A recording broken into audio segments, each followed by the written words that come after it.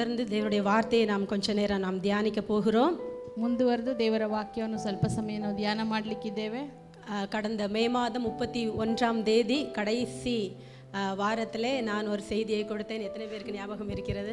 ಕಳೆದಂಥ ಮೇ ತಿಂಗಳು 31ನೇ ತಾರೀಕಿನಲ್ಲಿ ಕೊನೆಯ ಸಂದೇಶವನ್ನು ನಾನು ಕೊಟ್ಟೆ. ಎಷ್ಟು ಜನರಿಗೆ ಜ್ಞಾಪಕ ಇದೆ? ஒரே ஒருத்தர் தான் கை தூக்குனாங்க. ஷீப். ஓகே.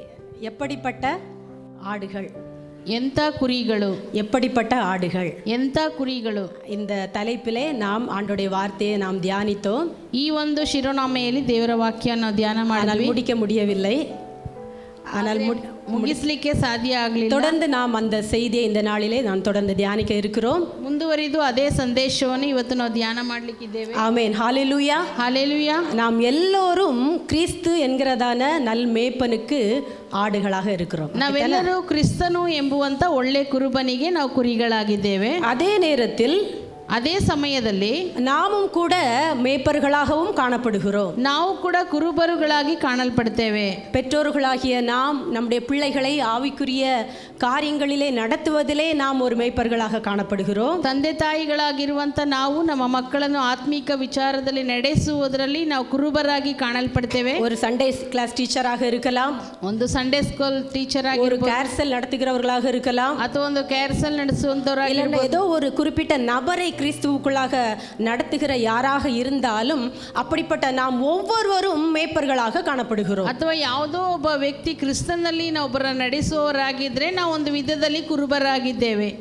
அதே நேரத்திலே அதே ಸಮಯದಲ್ಲಿ எபேசியர் 4ஆம் அதிகாரம் 11 நாம் தொடர்ந்து வாசிக்கிற அந்த வசனங்களிலே நாம் பார்க்கும் பொழுது, ಎಫೆಸದವರಿಗೆ 4ನೇ ಅಧ್ಯಾಯ 11ನೇ ವಾಕ್ಯದಿಂದ ಸತತವಾಗಿ ನಾವು ಓದುವಾಗ, தேவன் சபையை நடத்துவதற்கு ஊழியக்காரர்களை, சபையை என்று சொல்லும் பொழுது தேவ ஜனங்களை நடத்துவதற்கு 5 விதமான ஊழியர்களை ஏற்படுத்தி இருக்கிறார். ದೇವರು ಸಭೆಯನ್ನು ನಡೆಸುವುದಕ್ಕಾಗಿ ಅಂತಂದ್ರೆ ದೇವ ಜನರ ನಡೆಸುವುದಕ್ಕಾಗಿ 5 ವಿಧವಾದ ಸೇವೆಗಳನ್ನು ಸಭೆಗೆ ಕೊಟ್ಟಿದ್ದಾನೆ. எதற்காக 5 விதமான ஊழியர்களை தேவன் ஏற்படுத்தி இருக்கிறார், 5 விதமான ஊழியங்களை ஏற்படுத்தி இருக்கிறார் என்று சொல்லி பார்க்கும் பொழுது, ಯಾಕೆ ದೇವರು 5 ವಿಧವಾದ ಸೇವಕರನ್ನು ಏರ್ಪಡಿಸಿದ್ದಾನೆ ಅಂದ್ರೆ அந்த 11வது வசனத்திலிருந்து நாம் அதை அறிந்து கொள்ள முடியும். 11ನೇ ವಾಕ್ಯದಿಂದ ನಾವು ತಿಳ್ಕೊಳ್ಳಿಕ್ಕೆ ಸಾಧ್ಯವಾಗ್ತದೆ. பரிசுத்தவான்கள் சீர்பருந்தும் பொருட்டு சுவிசேஷத்தின் ஊழியன் வேலைக்காக, சபை பக்தி விருத்தி அடைவதற்காக என்று எல்லாம் இருந்தாலும் நான் அன்றைக்கு ஒரு முக்கியமான காரியத்தை சொன்னேன். யாராவது சொல்ல முடியுமா?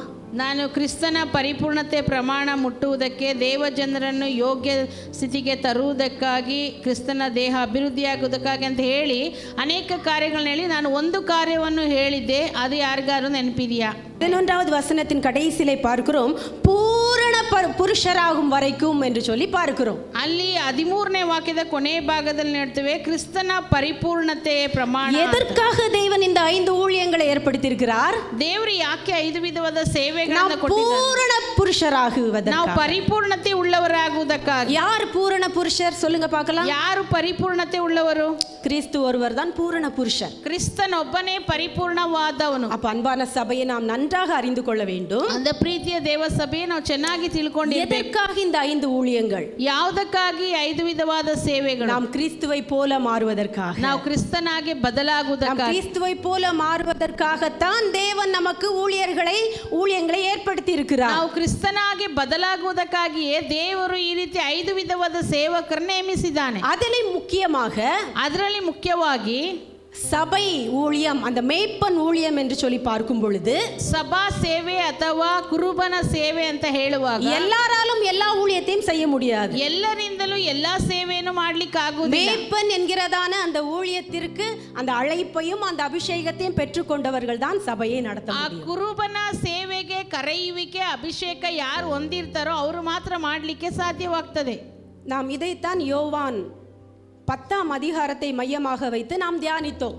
ಇದನ್ನೇ ನಾವು ಯೋಹಾನ ಸುವಾರ್ತೆ 10ನೇ ಅಧ್ಯಾಯವನ್ನು ಕೇಂದ್ರವಾಗಿಟ್ಟುಕೊಂಡು ನಾವು ಧ್ಯಾನ ಮಾಡಿದ್ವಿ. அந்த அதிகாரத்திலே மேய்ப்பனுக்கும் ஆடுகளுக்கும் இருக்கக்கூடியதான அந்த உறவை குறித்து மிக அழகாக விளக்கப்பட்டிருக்கிறது. ಆ ಒಂದು ಅಧ್ಯಾಯದಲ್ಲಿ ಕುರುಬನಿಗೂ ಕುರಿಗಳಿಗೂ ಇರುವಂತ ಒಂದು ಕಾರ್ಯವನ್ನು ಕುರಿತು ತುಂಬಾ ಸುಂದರವಾಗಿ ಹೇಳಲ್ಪಟ್ಟಿದೆ. அப்ப நாம் அன்றைக்கு பார்த்தோம் மேய்ப்பனுடைய குணாதிசயங்கள் என்ன என்று சொல்லி பார்த்தோம். ಆ ದಿನ ನಾವು ನೋಡಿದ್ವಿ ಈ ಕುರುಬನ ಗುಣಾತಿಶಯಗಳು ಏನಂತ. ಯಾರಾவது சொல்ல முடியுமா? முதல் குணாதிசயம் என்ன? ಕುರುಬನ ಗುಣಾತಿಶಯಗಳಲ್ಲಿ ಮೊದಲನೇ ಗುಣಾತಿಶಯ ಏನು?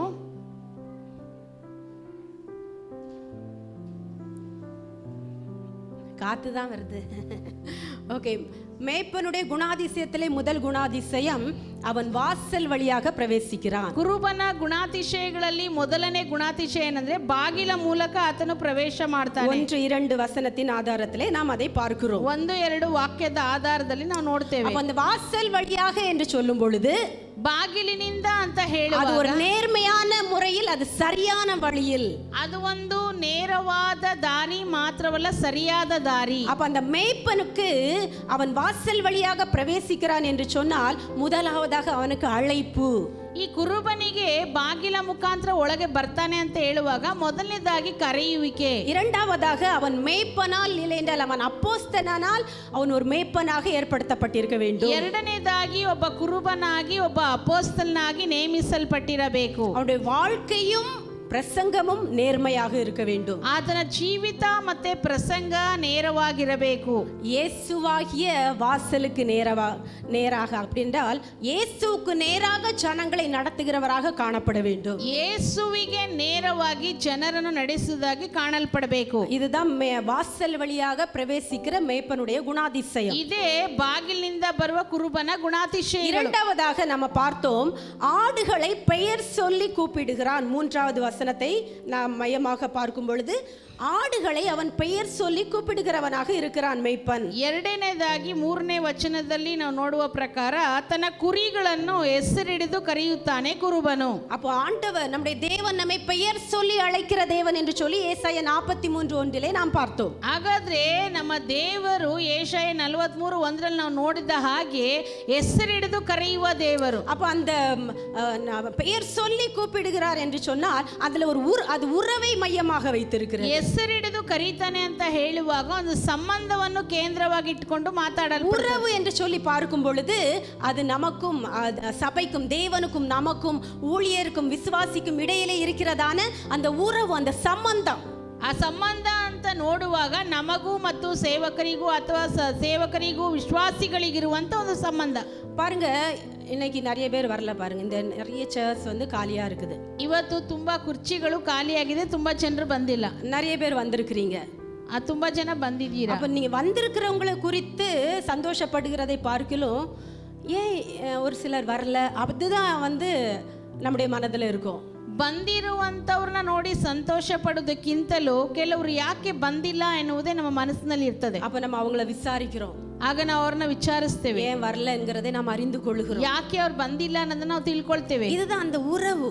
ಇದೇ ಆ ಒಂದು ಸಂಬಂಧ. அந்த உறவு இருக்கிறதுனால தான் நம்ம தேவனை எப்படி கூப்பிடுறோம், அப்பா தந்தையே என்று சொல்லி அந்த புத்திர சுவிகாரத்தின் அந்த உறவை ஆண்டவர் நம்மோடு கூட ஏற்படுத்தியிருக்கிறார். ಆ ಸಂಬಂಧ ಇರುವುದರಿಂದಲೇ ನಮ್ಮ ದೇವರನ್ನ ನಾವು ಏನಂತ ಕರಿತೀವಿ ಅಂದ್ರೆ ಅಪ್ಪ ತಂದೆಯೇ ಎಂಬುದಾಗಿ ಆ ಪುತ್ರ ಮಗನ ಭಾವವನ್ನು ಆತ ನಮಗೆ ಕೊಟ್ಟಿದ್ದಾನೆ. தேவன் நமக்கு தந்தையாகவும் நாம் அவருடைய பிள்ளைகளாகவும் காணப்படுகிறோம். அங்கே உறவு காணப்படுகிறது. ದೇವರು ನಮಗೆ ತಂದೆಯಾಗಿದ್ದಾನೆ, ನಾವು ಆತನ ಮಕ್ಕಳಾಗಿ ಒಂದು ಸಂಬಂಧ ಇಲ್ಲಿ ತೋರಿಸಲ್ಪಡ್ತಾ ಇದೆ. மற்ற புற ஜாதியார்கள் யாராவது அவர்கள் ஆராதிக்கிற தேவனை ತಂದೆಯಾக பார்க்கிறார்களா? ನೋಡ್ರಿ, ಬೇರೆ ಅನ್ಯ ಜನಾಂಗದವರು ತಾವು ಆರಾಧನೆ ಮಾಡುವ ದೇವರನ್ನು ತಮ್ಮ ತಂದೆಯಾಗಿ ನೋಡ್ತಾರ? தேவனாக மாத்திரம் தான் பார்க்கிறார்கள். ಅವರು ದೇವರು ಅಂತ ಮಾತ್ರ ನೋಡ್ತಾರೆ. அப்பா என்று சொல்லி கூப்பிடுகிற அந்த ஒரு உறவை தேவன் நம்மோடு மாத்திரம் தான் ஏற்படுத்தி இருக்கிறார். ಅಪ್ಪ ಅಂತ ಕೂಗುವಂತ ಸಂಬಂಧ ದೇವರು ನಮ್ಮೊಟ್ಟಿಗೆ ಮಾತ್ರ ಏರ್ಪಡಿಸಿದ್ದಾನೆ. அப்ப நமக்கு ஒரு நமக்குள்ளாக ஒரு உறவு இருக்கிறது. ಹಾಗಾದ್ರೆ ನಮ್ಮೊಳಗಡೆ ಒಂದು ಸಂಬಂಧ ಇದೆ. அதனாலதான் அப்பா, அம்மா, அக்கா, அப்புறம் பெரியம்மா, பெரியப்பா, அத்தை, இப்படி எல்லாம் உறவை சொல்லி நீங்கள் அழைக்கிறீர்கள், உங்கள் பிள்ளைகளை அழைக்க வைக்கிறீர்கள். ಅದರಿಂದ ನಾವು ನಾವು ಕರಿತೀವಿ ಅಪ್ಪ, ಅಮ್ಮ, ದೊಡ್ಡಮ್ಮ, ಚಿಕ್ಕಮ್ಮ ಮತ್ತೆ ಅತ್ತೆ ಎಂಬುದಾಗಿ ಮಕ್ಕಳನ್ನು ಕೂಡ ಕರೆಯುವಂತೆ அந்த உறவு என்று சொல்லும் பொழுது உங்கள் துக்கத்திலே நாங்களும் துக்கப்படுகிறோம், உங்கள் சந்தோஷத்திலே நாங்களும் சந்தோஷப்படுகிறோம். ಈ ಸಂಬಂಧ ಅಂತ ನೋಡುವಾಗ ನಿಮ್ಮ ಸಂತೋಷದಲ್ಲಿ ನಾವು ಸಂತೋಷ ಪಡ್ತೀವಿ, ನಿಮ್ಮ ದುಃಖದಲ್ಲಿ ನಾವು ದುಃಖ ಪಡ್ತೇವೆ. அப்ப சபையிலே இருக்கிறதான அந்த மேய்ப்பனுக்கும் ஆடுகளுக்கும் இருக்கிறதான அந்த பெயர் சொல்லி அழைக்கிறான் என்று சொன்னால் அது உறவை மையமாக வைத்தது. அன்பான தேவன், ಸಭೆಯಲ್ಲಿ ಕೂಡ ಕುರುಬನು ಕುರಿಗಳನ್ನು ಹೆಸರೇಳಿ ಕರೀತಾನೆ ಅಂತ ಅಂದ್ರೆ ಅಲ್ಲಿ ಸಂಬಂಧವನ್ನು ಸೂಚಿಸಲ್ಪಡ್ತದೆ. 3வது நம்ம பார்த்தோம், 3ನೇದಾಗಿ ನಾವು ನೋಡಿದ್ವಿ, அவைகளை வெளியே நடத்துகிறான் என்று சொல்லி 3வது வசனத்திலே நம்ம அதை பார்க்கிறோம். ಅಲ್ಲಿ 3ನೇ ವಾಕ್ಯದಲ್ಲಿ ನೋಡ್ತೀವಿ ಆತನ ಹೊರಗೆ ಬಿಡುತ್ತಾನೆ ಎಂಬುದಾಗಿ. அப்ப மேய்ப்பன் ஆடுகளை தொழுவத்திற்குள் மாத்திரம் வைப்பதில்லை, அவைகளை மேய்ச்சலுக்கு நேராக நடத்துகிறான். ಹಾಗಾದ್ರೆ ಕುರುಬನು ತನ್ನ ಕುರಿಗಳನ್ನು ಹಟ್ಟಿಯೊಳಗಡೆ ಮಾತ್ರ ಬಿಡುವುದಿಲ್ಲ, ಆ ಮೇವಿರುವಂತ ಸ್ಥಳದಲ್ಲಿ ಆತನು ಬಿಡುತ್ತಾನೆ. அவர் நம்மை புல்லுள்ள இடங்களில் மேய்க்கிறார். ಆತ ನಮ್ಮನ್ನ ಹಸಿರು ಗಾವಲುಗಳಲ್ಲಿ ನಡೆಸ್ತಾನೆ. நம்முடைய ஆத்துமாவை தேற்றுகிறார். ಆತ ನಮ್ಮ ಪ್ರಾಣವನ್ನು அவர் ಜೀವಿಸ நம்மை நீதியின் பாதையில் நடத்துகிறார். ನೀತಿಯ ಮಾರ್ಗದಲ್ಲಿ ನಮ್ಮ ನಡೆಸ್ತಾನೆ. அப்ப பாருங்க, ஒரு மேய்ப்பனுக்கு தான் தெரியும் எங்க நல்ல புல் இருக்கு, எங்க தண்ணி இருக்கு, எங்க ஆபத்து இருக்கு, எங்க பாதுகாப்பு இருக்குன்னு மேய்ப்பனுக்கு தான் தெரியும். ನೋಡ್ರಿ, ಒಬ್ಬ ಕುರುಬನಿಗೆ ಮಾತ್ರ ಗೊತ್ತು ಎಲ್ಲಿ ನೀರಿದೆ, ಎಲ್ಲಿ ಹಸಿರು ಗಾವಲಿದೆ, ಮತ್ತೆ ಎಲ್ಲಿ ಅಪಾಯ ಬರುತ್ತದೆ ಕುರಿಗಳಿಗೆ ಎಂಬುದಾಗಿ. அதற்கேற்ற முறையில் தான் தன் ஆடுகளை ஒரு மேய்ப்பன் நடத்துகிறான். ಅದಕ್ಕೆ ತಕ್ಕ ಹಾಗೆಯೇ ಒಬ್ಬ ಕುರುಬನು ತನ್ನ ಕುರಿಗಳನ್ನು ಮೇಯಿಸ್ತಾನೆ. ஏன்னா எல்லா புல்லும் நல்ல புல்லு கிடையாது. ಯಾಕಂದ್ರೆ ಎಲ್ಲ ಹುಲ್ಲು ಕೂಡ ಒಳ್ಳೆಯ ಹುಲ್ಲಾಗಿರುವುದಿಲ್ಲ. சில புற்களுக்கு இடையில என்ன இருக்கும்? ಕೆಲವು ವಸ್ತುಗಳ ಮಧ್ಯದಲ್ಲಿ ಏನಿರ್ತದೆ? விஷ செடி இருக்கும் இல்லையா? ವಿಷ ಗಿಡಗಳಿರ್ತದೆ ಅಲ್ವಾ? அந்த விஷ செடியை சாப்பிட்டுட்டு வந்துருச்சுன்னா அந்த விஷ முறிவு நீங்கிறதுக்கு மருந்து கொடுக்கறதுக்குள்ளாடி அந்த மேய்ப்பனுக்கு போதும்னு ஆயிருது. ಆ ವಿಷ ಗಿಡ ತಿಂದು ಬಿಟ್ರೆ ಅದನ್ನ ಹೊರಗೆ ತೆಗೆಯುವುದಕ್ಕೆ, ಬೇರೆ ಇತರ ಗಿಡಗಳನ್ನು ಕೊಡೋದಕ್ಕೆ ಆ ಕುರುಬನಿಗೆ ಬಹಳಷ್ಟು ಕಷ್ಟ ಉಂಟಾಗ್ಬಿಡ್ತದೆ. எத்தனை பேருக்கு புரியுது? ಇದು ಎಷ್ಟು ಜನರಿಗೆ ಗೊತ್ತಾಗ್ತದೆ? எத்தனை பேருக்கு புரியுது? ಎಷ್ಟು ಜನರಿಗೆ ಗೊತ್ತಾಗ್ತದೆ? பாருங்க, சிலர் பார்த்தீங்கன்னா அங்கே போகிறேன் இங்கே போகிறேன்ட்டெல்லாம் போயிட்டு வந்துட்டு தவறான சத்தியத்தை கேட்டுட்டு வந்துட்டு நம்ம உயிரை எடுத்துடுறாங்க. ನೋಡ್ರಿ, ಕೆಲವ್ರು ಏನು ಮಾಡ್ತಾರೆ, ಅಲ್ಲೋಗ್ತೀನಿ ಇಲ್ಲೋಗ್ತೀನಿ ಅಂತ ಹೇಳ್ಬಿಟ್ಟು ತಪ್ಪಾದ ಸತ್ಯಗಳನ್ನೆಲ್ಲ ಕೇಳಿ ನಮ್ಮ ಜೀವ ತೆಗಿತಾರೆ. அவர் சொல்கிறதான் சரின்னு நிற்கிறாங்க. ಅವ್ರು ಹೇಳದೇ ಸರಿ ಅಂತ ನಿಂತಿರ್ತಾರೆ. விஷ செடியை சாப்பிட்டுட்டு வந்துருச்சு, ವಿಷ ಗಿಡವನ್ನು ತಿಂದು ಬಿಡ್ತು. அந்த விஷ முறியணும்னா என்ன பண்ண வேண்டியிருக்கு? ಈಗ ವಿಷ ಮುರಿಬೇಕಂದ್ರೆ ಏನ್ ಮಾಡಬೇಕು? விஷ முறிவு மருந்து கொடுக்க வேண்டியிருக்கு. ವಿಷ ಮುರಿಯುವಂತ ಔಷಧಿಯನ್ನು ಕೊಡಬೇಕು. ஒவ்வொரு வசனத்தையா எடுத்து காட்டணும். ಒಂದೊಂದು ವಾಕ್ಯವನ್ನು ತೆಗೆದು ತೋರಿಸ್ಬೇಕು. அந்த விஷத்தை முறிக்கிறதுக்குள்ளாடி நம்ம எலும்பு முறிஞ்சு போயிடும். ಆ ವಿಷವನ್ನು ಮುರಿಯುವಷ್ಟರಲ್ಲಿ ನಮ್ಮ ಮೂಳೆಗಳು ಮುರಿದೋಗುತ್ತೆ. ஹல்லேலூயா, ஹல்லேலூயா. அப்போ ஆண்டவர் நம்மை ஒரு நல்ல மேய்ப்பனுடைய நிழலிலே வைத்து அவர் நம்மை நடத்தும் பொழுது, ಹಾಗಾದ್ರೆ ದೇವರು ಒಂದು ಒಳ್ಳೆ ಕುರುಬನ ನೆರಳಿನಲ್ಲಿಟ್ಟು ನಮ್ಮನ್ನು ಮೇಯಿಸುವಾಗ, அதிலே நாம் சரியாக நடக்கும் பொழுது, ಅದರಲ್ಲಿ ನಾವು ಸರಿಯಾಗಿ அந்த ನಡೆಯುವಾಗ, மேய்ப்பனுடைய வழி நடத்துதலிலே நாம் சரியாக நடக்கும் பொழுது, ಆ ಕುರುಬನ ಮಾರ್ಗದರ್ಶನದಲ್ಲಿ ನಾವು ಸರಿಯಾಗಿ ನಡೆದುಕೊಳ್ಳುವಾಗ ஆவிக்குரிய வாழ்க்கை அது ஆசீர்வாதமாக இருக்கும். ನಮ್ಮ ಆತ್ಮಿಕ ಜೀವಿತ ಆಶೀರ್ವಾದವಾಗಿರುತ್ತೆ, ஆரோக்கியமா இருக்கும். ಅದು ಆರೋಗ್ಯವಾಗಿರುತ್ತೆ. இல்ல நான் கொஞ்சம் அந்த சாப்பாடையும் சாப்பிட்டுட்டு வரணும்னு நினைச்சா, ಇಲ್ಲ ನಾನು ಸ್ವಲ್ಪ ಆ ಊಟವನ್ನು ತಿಂದು இந்த ಬರ್ತೀನಿ, சாப்பாடு எனக்கு போத மாட்டேங்குது, ಈ ಊಟ ನನಗೆ ಸಾಕಾಗ್ತಾ ಇಲ್ಲ, அந்த ஹோட்டல் சாப்பாடு ரொம்ப நல்லா இருக்குதாமே, ನನಗೆ ಆ ಹೋಟೆಲ್ ಊಟನೇ ತುಂಬಾ ಚೆನ್ನಾಗಿದೆಯಂತೆ, வீட்டு சாப்பாட்டை எவ்வளவுதான் சாப்பிடுறது, ಮನೆ ಊಟನೇ ಎಷ್ಟು ಅಂತ ತಿನ್ನೋದು, அப்புறம் என்ன ஆயிரும்? ಆಮೇಲೆ ಏನಾಗುತ್ತೆ? ஸ்டமக் என்ன ஆயிரும்? ಹೊಟ್ಟೆ ಏನಾಗುತ್ತೆ? ಆಮೇಲೆ அப்செட் ஆயிரும். ಅದು ಹೊಟ್ಟೆ ನಮ್ಗೆ ಬೇರೆ ತರ ಆಗ್ಬಿಡುತ್ತೆ. அப்ப அன்பான தேவச்சனங்களே, ಪ್ರಿಯ ದೇವಚಂದ್ರ, நன்றாக கவனியுங்கள். ಚೆನ್ನಾಗಿ ನೀವು ಗಮನಿಸಿ. தேவன் நம்மை நேசிக்கிறார். ದೇವರು ನಮ್ಮನ್ನ ಪ್ರೀತಿ ಮಾಡ್ತಾರೆ. அவர் நமக்கு வசனத்தை தந்திருக்கிறார். ದೇವರು ವಾಕ್ಯವನ್ನು ನಮಗೆ அந்த ಕೊಟ್ಟಿದ್ದಾನೆ. வசனத்தின் மூலமாக நம்மை நடத்துவதற்கு தேவன் நமக்கு மேய்ப்பர்களை ಆ தந்திருக்கிறார். ವಾಕ್ಯದ ಮುಖಾಂತರ ನಡೆಸುವುದಕ್ಕೆ ನಮಗೆ ಕುರುಬನನ್ನ ಕೊಟ್ಟಿದ್ದಾನೆ. அதிலே நாம் நடக்கும் பொழுது ಅದರಲ್ಲಿ ನಾವು ನಡೆಯುವಾಗ நாம் இடறி போவது இல்லை. ನಾವು ಎಡವಿ ಹೋಗುವುದಿಲ್ಲ. ஆவிக்குரிய வாழ்க்கையும் கூட ஆரோக்கியமா இருக்கும். ನಮ್ಮ ಆತ್ಮೀಕ ಜೀವಿತ ಕೂಡ ಆರೋಗ್ಯವಾಗಿರುತ್ತೆ. எரேமியா 3:15 நம்ம வாசிக்கிறோம். எரேமியா 3:15 ನಾವು ಓದ್ತೇವೆ. ஆண்டவர் தன்னுடைய இருதயத்துக்கு ஏற்ற மேய்ப்பர்களை நமக்கு கொடுக்கிறாராம். அவர்கள் நம்ம எப்படி நடத்துகிறார்களாம்? அறிவோடும் புத்தியோடும் நடத்துகிறார்களாம். ದೇವರು ನಮಗೆ ತಕ್ಕ ಕುರುಬರನ್ನು ಕೊಡ್ತಾನಂತೆ. ಅವರು ನಮ್ಮನ್ನ ಯಾವ ರೀತಿ ನಡೆಸ್ತಾನೆ ಅಂದ್ರೆ ಜ್ಞಾನದೊಟ್ಟಿಗೆ ತಿಳುವಳಿಕೆಯೊಟ್ಟಿಗೆ ನಮ್ಮನ್ನ ನಡೆಸ್ತಾರೆ. ஹல்லேலூயா, ಹಲ್ಲೆಲೂಯಾ. அடுத்ததாக நம்ம பார்த்தோம், ಅದರ ನಂತರ ನಾವು ನೋಡಿದ್ವಿ, ஆடுகளுக்கு முன்பாக செல்கிறான். ಆತನು ತನ್ನ ಕುರಿಗಳಿಗೆ ಮುಂದೆ ಹೋಗುತ್ತಾನೆ. ஆடுகளுக்கு முன்பாக என்று சொல்லும் பொழுது ಕುರಿಗಳ ಮುಂದೆ ಅಂತ ಹೇಳುವಾಗ 4வது வசனத்திலே பார்க்கிறோம். 4ನೇ ವಾಕ್ಯದಲ್ಲಿ ನೋಡ್ತೇವೆ, இன்னைக்கெல்லாம் ஆடுகளை முன்னாடி விட்டு மேய்ப்பர்கள் பின்னாடி நடக்கிறாங்க. ಆವತ್ತೆಲ್ಲ ಎಲ್ಲ ಕುರಿಗಳನ್ನ ಮುಂದೆ ಬಿಟ್ಟು, இன்னைக்கு ಇವತ್ತು ಕುರಿಗಳನ್ನ முன்னாடி விட்டு மேய்ப்பர்கள் பின்னாடி, ಕುರಿಗಳನ್ನ ಮುಂದೆ ಬಿಟ್ಟು ಕುರುಬರು ಹಿಂದೆ ಇರ್ತಾರೆ. ஆனா அன்னைக்கு இருந்த காலகட்டங்களில ಆದ್ರೆ ಆ ದಿನದ ಒಂದು ಕಾಲದಲ್ಲಿ மேய்ப்பன் தான் முன்னாடி போவான். ಕುರುಬನು ಮುಂದೆ ಹೋಗ್ತಾನೆ. ஆடுகள் எல்லாம் பின்னாடி அவனை பார்த்து ஃபாலோ பண்ணும். ಆ ಕುರಿಗಳೆಲ್ಲ ಆ ಕುರುಬನನ್ನ ಹಿಂಬಾಲಿಸಿ ಹೋಗ್ತಾ ಇದ್ವು. முன்பதாக ஆடுகளுக்கு முன்பதாக செல்கிறான் என்று சொன்னால் ಆ ಕುರಿಗಳ ಮುಂದೆ ಹೋಗ್ತಾನೆ ಅಂದ್ರೆ ஒரு மாதிரியுள்ள வாழ்க்கை. ಒಂದು ಮಾದರಿಯ ಜೀವಿತ. பவுல் தீமோத்தேயுக்கு சொல்லும் பொழுது ಪೌಲನ ತಿಮೋತಿಯನಿಗೆ ಹೇಳುವಾಗ வார்த்தையிலும் நடக்கையிலும் அன்பிலும் ஆவியிலும் விசுவாசத்திலும் கற்பிலும் விசுவாசிகளுக்கு மாதிரியாக இரு என்று சொல்லி ಪೌಲನು ತಿಮೋತಿಯನಿಗೆ ಹೇಳುವಾಗ ಹೇಳ್ತಾನೆ, ನಡೆ ನುಡಿ ಪ್ರೀತಿ ಶಿಕ್ಷಣ ಆತ್ಮದಲ್ಲಿ ಎಲ್ಲದರಲ್ಲೂ ನೀನು ಸರಿಯಾಗಿ ನಡೆದುಕೊಳ್ಳಬೇಕೆಂಬುದಾಗಿ. அப்ப நாம் ஒருவருக்கொருவர் நாம் மாதிரிகளாக இருக்க வேண்டியிருக்கு. ಹಾಗಾದ್ರೆ ನಾವು ಒಬ್ಬರಿಗೊಬ್ಬರು ಮಾದರಿಗಳಾಗಿರಬೇಕು. புதிதாக வருகிறவர்களுக்கு பழையவர்கள் மாதிரியாக இருக்க வேண்டும். ಹೊಸದಾಗಿ ಬರೋರಿಗೆ ಹಳೆಬರು ಮಾದರಿಯಾಗಿರಬೇಕು. நம்முடைய வார்த்தை நம்முடைய கிரியை ஒவ்வொன்றிலும் நாம் மாதிரியாக இருக்க வேண்டும். ನಮ್ಮ ಮಾತು ನಡತೆ ಕ್ರಿಯೆ ಪ್ರತಿಯೊಂದು ಅವರಿಗೆ ಮಾದರಿಯಾಗಿರಬೇಕು. பிள்ளைகளுக்கு பெற்றோர் மாதிரியாக இருக்க வேண்டும். ಮಕ್ಕಳಿಗೆ ಹೆತ್ತವರು ಮಾದರಿಯಾಗಿರಬೇಕು. நாம் யாரை ஆவிக்குரிய காரியத்திலே நடத்துகிறோமோ அவர்களுக்கு நாம் மாதிரியாக இருக்க வேண்டும். ಯಾರನ್ನ ಆತ್ಮೀಕ ವಿಚಾರದಲ್ಲಿ ನಾವು ನಡೆಸ್ತೀವೋ ಅವರಿಗೆ ನಾವು ಮಾದರಿಯಾಗಿರಬೇಕು. நம்முடைய நல்ல மேய்ப்பராகிய இயேசு கிறிஸ்து நமக்கு எல்லாவற்றிலும் மாதிரியாக வாழ்ந்து காட்டியவர். ನಮ್ಮ ಒಳ್ಳೆಯ ಕುರುಬನಾದ ಯೇಸು ಕ್ರಿಸ್ತನು ಎಲ್ಲದರಲ್ಲೂ ನಮಗೆ ಮಾದರಿಯನ್ನು ತೋರಿಸಿದ್ದಾನೆ. அப்ப சொல்லி கொடுக்கிறவன் மாத்திரமல்ல, வாழ்ந்து காட்டுகிறவர்களாக நாம் இருக்க வேண்டும். ನಾವು ಬರೀ ಹೇಳಿ ಕೊಡುವುದು ಮಾತ್ರ ಅಲ್ಲ, ನಾವು ಬದುಕಿ ತೋರಿಸುವವರಾಗಿರಬೇಕು. ஹalleluya ஹalleluya ஹalleluya ஹalleluya. கடந்த நாட்களிலே நாம் இதுவரைக்கும் தான் நம்ம தியானிச்சோம். ಕಳೆದಂತ ದಿನಗಳಲ್ಲಿ ಇಲ್ಲಿ ತನಕ ನಾವು ಧ್ಯಾನ ಮಾಡಿದ್ದೇವೆ. மாடுகளுக்கு மாதிரியாக இருக்க வேண்டும். ನಮ್ಮ ಕುರಿಗಳಿಗೆ ನಾವು ಮಾದರಿಯಾಗಿರಬೇಕು. இருக்கிற ஒருவருக்கொருவர் நாம் மாதிரியாக இருக்க வேண்டும். ಒಬ್ಬರಿಗೊಬ್ಬರು ನಾವು ಮಾದರಿಯಾಗಿರಬೇಕು. அடுத்ததாக நம்ம பார்க்கிறோம் 16வது வசனத்திலே 16ನೇ ವಾಕ್ಯದಲ್ಲಿ ನಾವು இந்த ನೋಡ್ತೇವೆ, தொழுவத்தில் உள்ளவைகள் அல்லாமல் வேற ஆடுகளும் எனக்கு உண்டு, அவைகளையும் நான் கொண்டு வர வேண்டும், அவைகள் என் சத்தத்துக்கு செவி கொடுக்கும் என்று சொல்லி இயேசு கிறிஸ்து சொல்லுகிறார். ಈ ಹಟ್ಟಿಗೆ ಸೇರದಿರುವ ಇನ್ನೂ ಬೇರೆ ಕುರಿಗಳು ನನಗೆ ಅವೆ, ಅವುಗಳನ್ನು ನಾನು ತರಬೇಕು, ಅವು ನನ್ನ ಸ್ವರಕ್ಕೆ ಕಿವಿಗೊಡುವವು, ಆಗ ಒಂದೇ ಹಿಂಡು ಆಗುವುದು. ஹalleluya ஹalleluya. அப்ப இது எதை குறிக்கிறது? ಇದು ಯಾವುದನ್ನ ಸೂಚಿಸುತ್ತದೆ? ஆத்துமபாரம். ಆತ್ಮಭಾರವನ್ನು. ஆத்துமபாரம். ಆತ್ಮಭಾರ. ஹalleluya. ஹalleluya. பாருங்க, இன்னைக்கு கொஞ்சம் பேர் வரல. ನೋಡಿ, ಸ್ವಲ್ಪ ಜನ ಬಂದಿಲ್ಲ. இது யாருடைய வேலை? ஊழியக்காருடைய வேலை தானே. ಇದು ಯಾರ ಕೆಲಸ? ಸೇವಕರ ಕೆಲಸ ತಾನೆ. அவங்க விசாரிச்சுக்குவாங்க, ಅವ್ರು ವಿಚಾರಿಸ್ಕೊತಾರೆ. இதெல்லாம் அவங்க வேலைன்னு நம்ம இருக்காம ಅದು ಅವರ ಕೆಲಸ ಅಂತ ನಾವು ಇಲ್ಲದೆ நாம் ஒருவருக்கொருவர் நாம் ஊழியம் செய்கிறவர்களாக காணப்பட வேண்டும். ಒಬ್ಬರಿಗೊಬ್ಬರು ನಾವು ಸೇವೆ ಮಾಡುವವರಾಗಿ ಕಾಣಲ್ಪಡಬೇಕು. அவர்களை நம்ம விசாரிக்கணும். ಅವ್ರನ್ನ ವಿಚಾರಣೆ ಮಾಡಬೇಕು. விசுவாசத்துல கொஞ்சம் பலவீனமா அப்படி இப்படி இருக்கிறாங்களா, அவங்கள நம்ம என்ன பண்ணணும்? அவர்களை நம்ம விசுவாசத்தின் பாதையிலே நம்ம நடத்துகிறவர்களாக ನಂಬಿಕೆಯಲ್ಲಿ ಅವರು ಸ್ವಲ್ಪ ಬಲಹೀನತೆಯಲ್ಲಿ ಇರುವುದಾದ್ರೆ ಅವ್ರನ್ನ ನಾವು ನಂಬಿಕೆ ಹೆಚ್ಚೆಯಲ್ಲಿ ನಡೆಸಬೇಕು. இதெல்லாம் சும்மா வராது.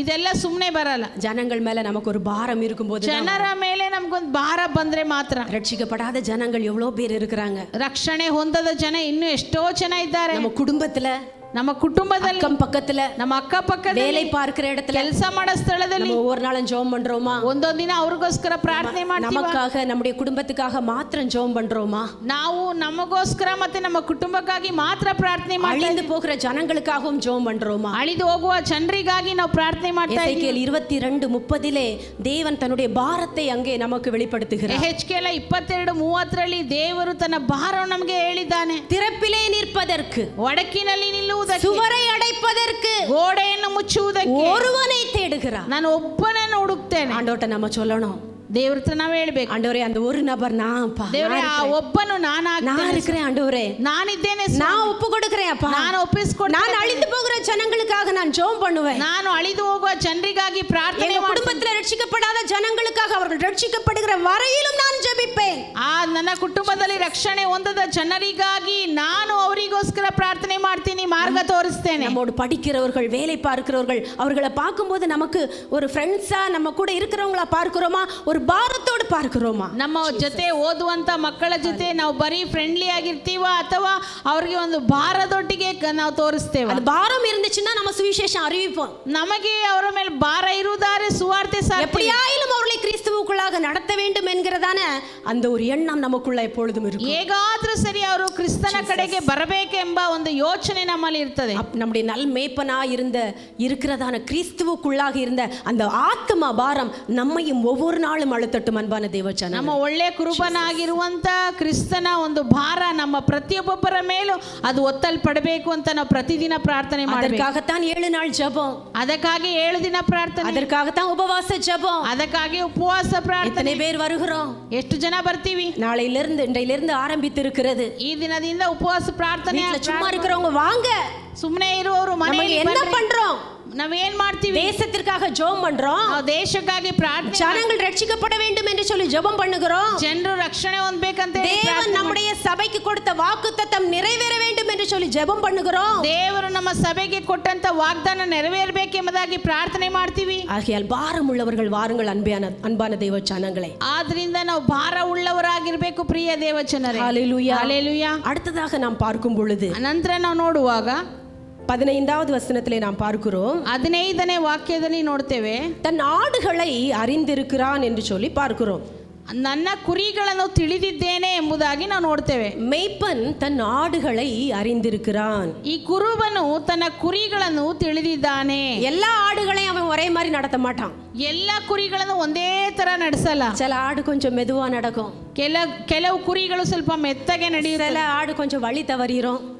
ಕೆಲವು ಕುರಿಗಳು ಮಾರ್ಗ ತಪ್ಪಿ ಬಿಡುತ್ತದೆ. சில ஆடு கொஞ்சம் பலவீனமா இருக்கும். ಕೆಲವು ಕುರಿಗಳು ಸ್ವಲ್ಪ ಬಲಹೀನವಾಗಿರುತ್ತದೆ. அதற்கேற்றபடிதான் மேய்ப்பன் தன் ஆடுகளை நடத்துகிறான். ಅದಕ್ಕೆ ತಕ್ಕಂತೆ ಕುರುಬನು ತನ್ನ ಕುರಿಗಳನ್ನು ಮೇಯಿಸ್ತಾನೆ. சிலர் எவ்வளவுதான் திட்டினாலும் அவங்க நம்ம காலை தான் சுத்தி சுத்தி வருவாங்க. ಕೆಲವರನ್ನ ಎಷ್ಟೇ ಬೈದ್ರು ನಮ್ಮ ಕಾಲನ್ನೇ ಸುತ್ತಿ ಸುತ್ತಿ ಬರ್ತಾರೆ. சிலர்ட்ட கொஞ்சம் வாய்ஸ் ரைஸ் பண்ணிட்டாலே 2 வாரம் சர்ச்சுக்கு வர மாட்டாங்க. ಕೆಲವರ ಬಳಿಯಲ್ಲಿ ಸ್ವಲ್ಪ ನಾವು ಜೋರಾಗಿ ಮಾತಾಡಿದ್ರೇನೆ ಚರ್ಚಿಗೆ ಬರಲ್ಲ.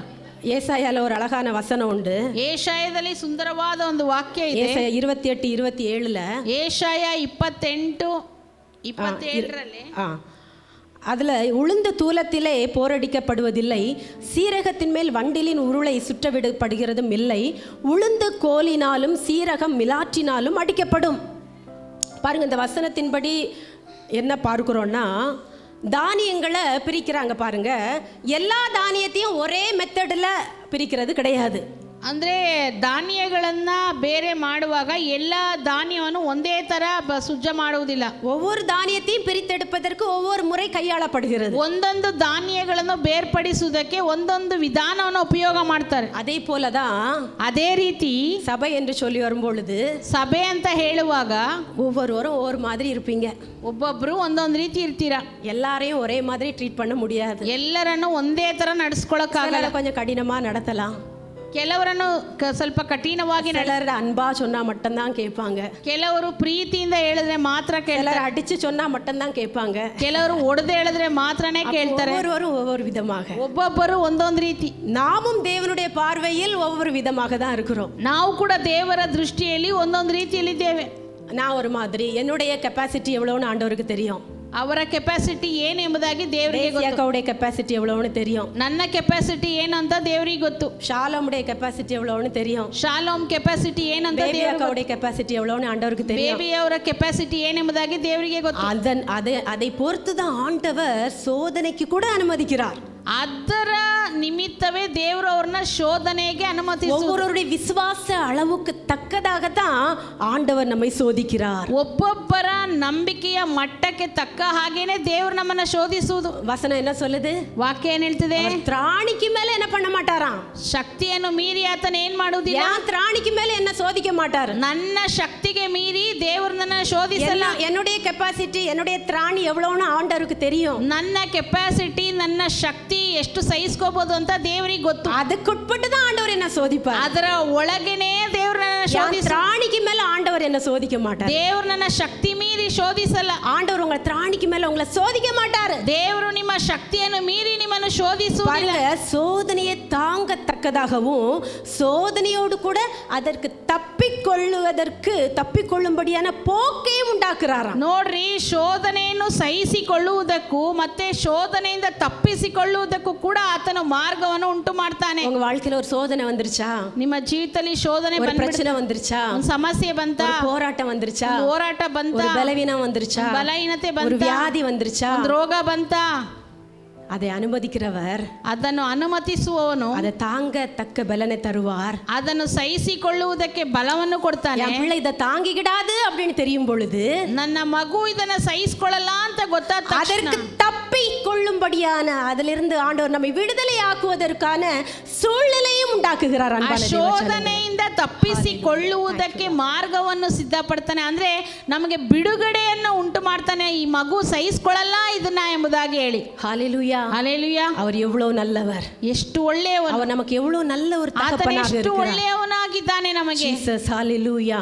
அப்போ நம்முடைய திராணிக்கு மேல ஒரு நாள் நம்மை சோதிக்க மாட்டார். ಹಾಗಾದ್ರೆ ನಮ್ಮ ದೇವರು ಒಂದು ಸಾರಿಯೂ ನಮ್ಮ ಶಕ್ತಿಯನ್ನು ಮೀರಿ ಶೋಧನೆ ಪಡಿಸುವುದಿಲ್ಲ. அவர் நம்மை அறிந்திருக்கிறார். ಆತ ನಮ್ಮನ್ನು ತಿಳಿದಿದ್ದಾನೆ. அவர் நம்மை அறிந்திருக்கிறார். ಆತ ನಮ್ಮನ್ನು அவர் ತಿಳಿದಿದ್ದಾನೆ. இருக்கிற ஒவ்வொருவரையும் அறிந்திருக்கிறார். ಇಲ್ಲಿರುವಂತ ಪ್ರತಿಯೊಬ್ಬೊಬ್ಬರನ್ನು ಆತನು ತಿಳಿದಿದ್ದಾನೆ. அதே போல மேய்ப்பர்களாக இருக்கக்கூடிய நாங்களும் விசுவாசிகளை அறிந்திருக்கிறோம். ಅದೇ ರೀತಿ ಕುರುಬರಾಗಿರುವಂತ ನಾವು ಕೂಡ ವಿಶ್ವಾಸಿಗಳನ್ನ ತಿಳಿದಿದ್ದೇವೆ.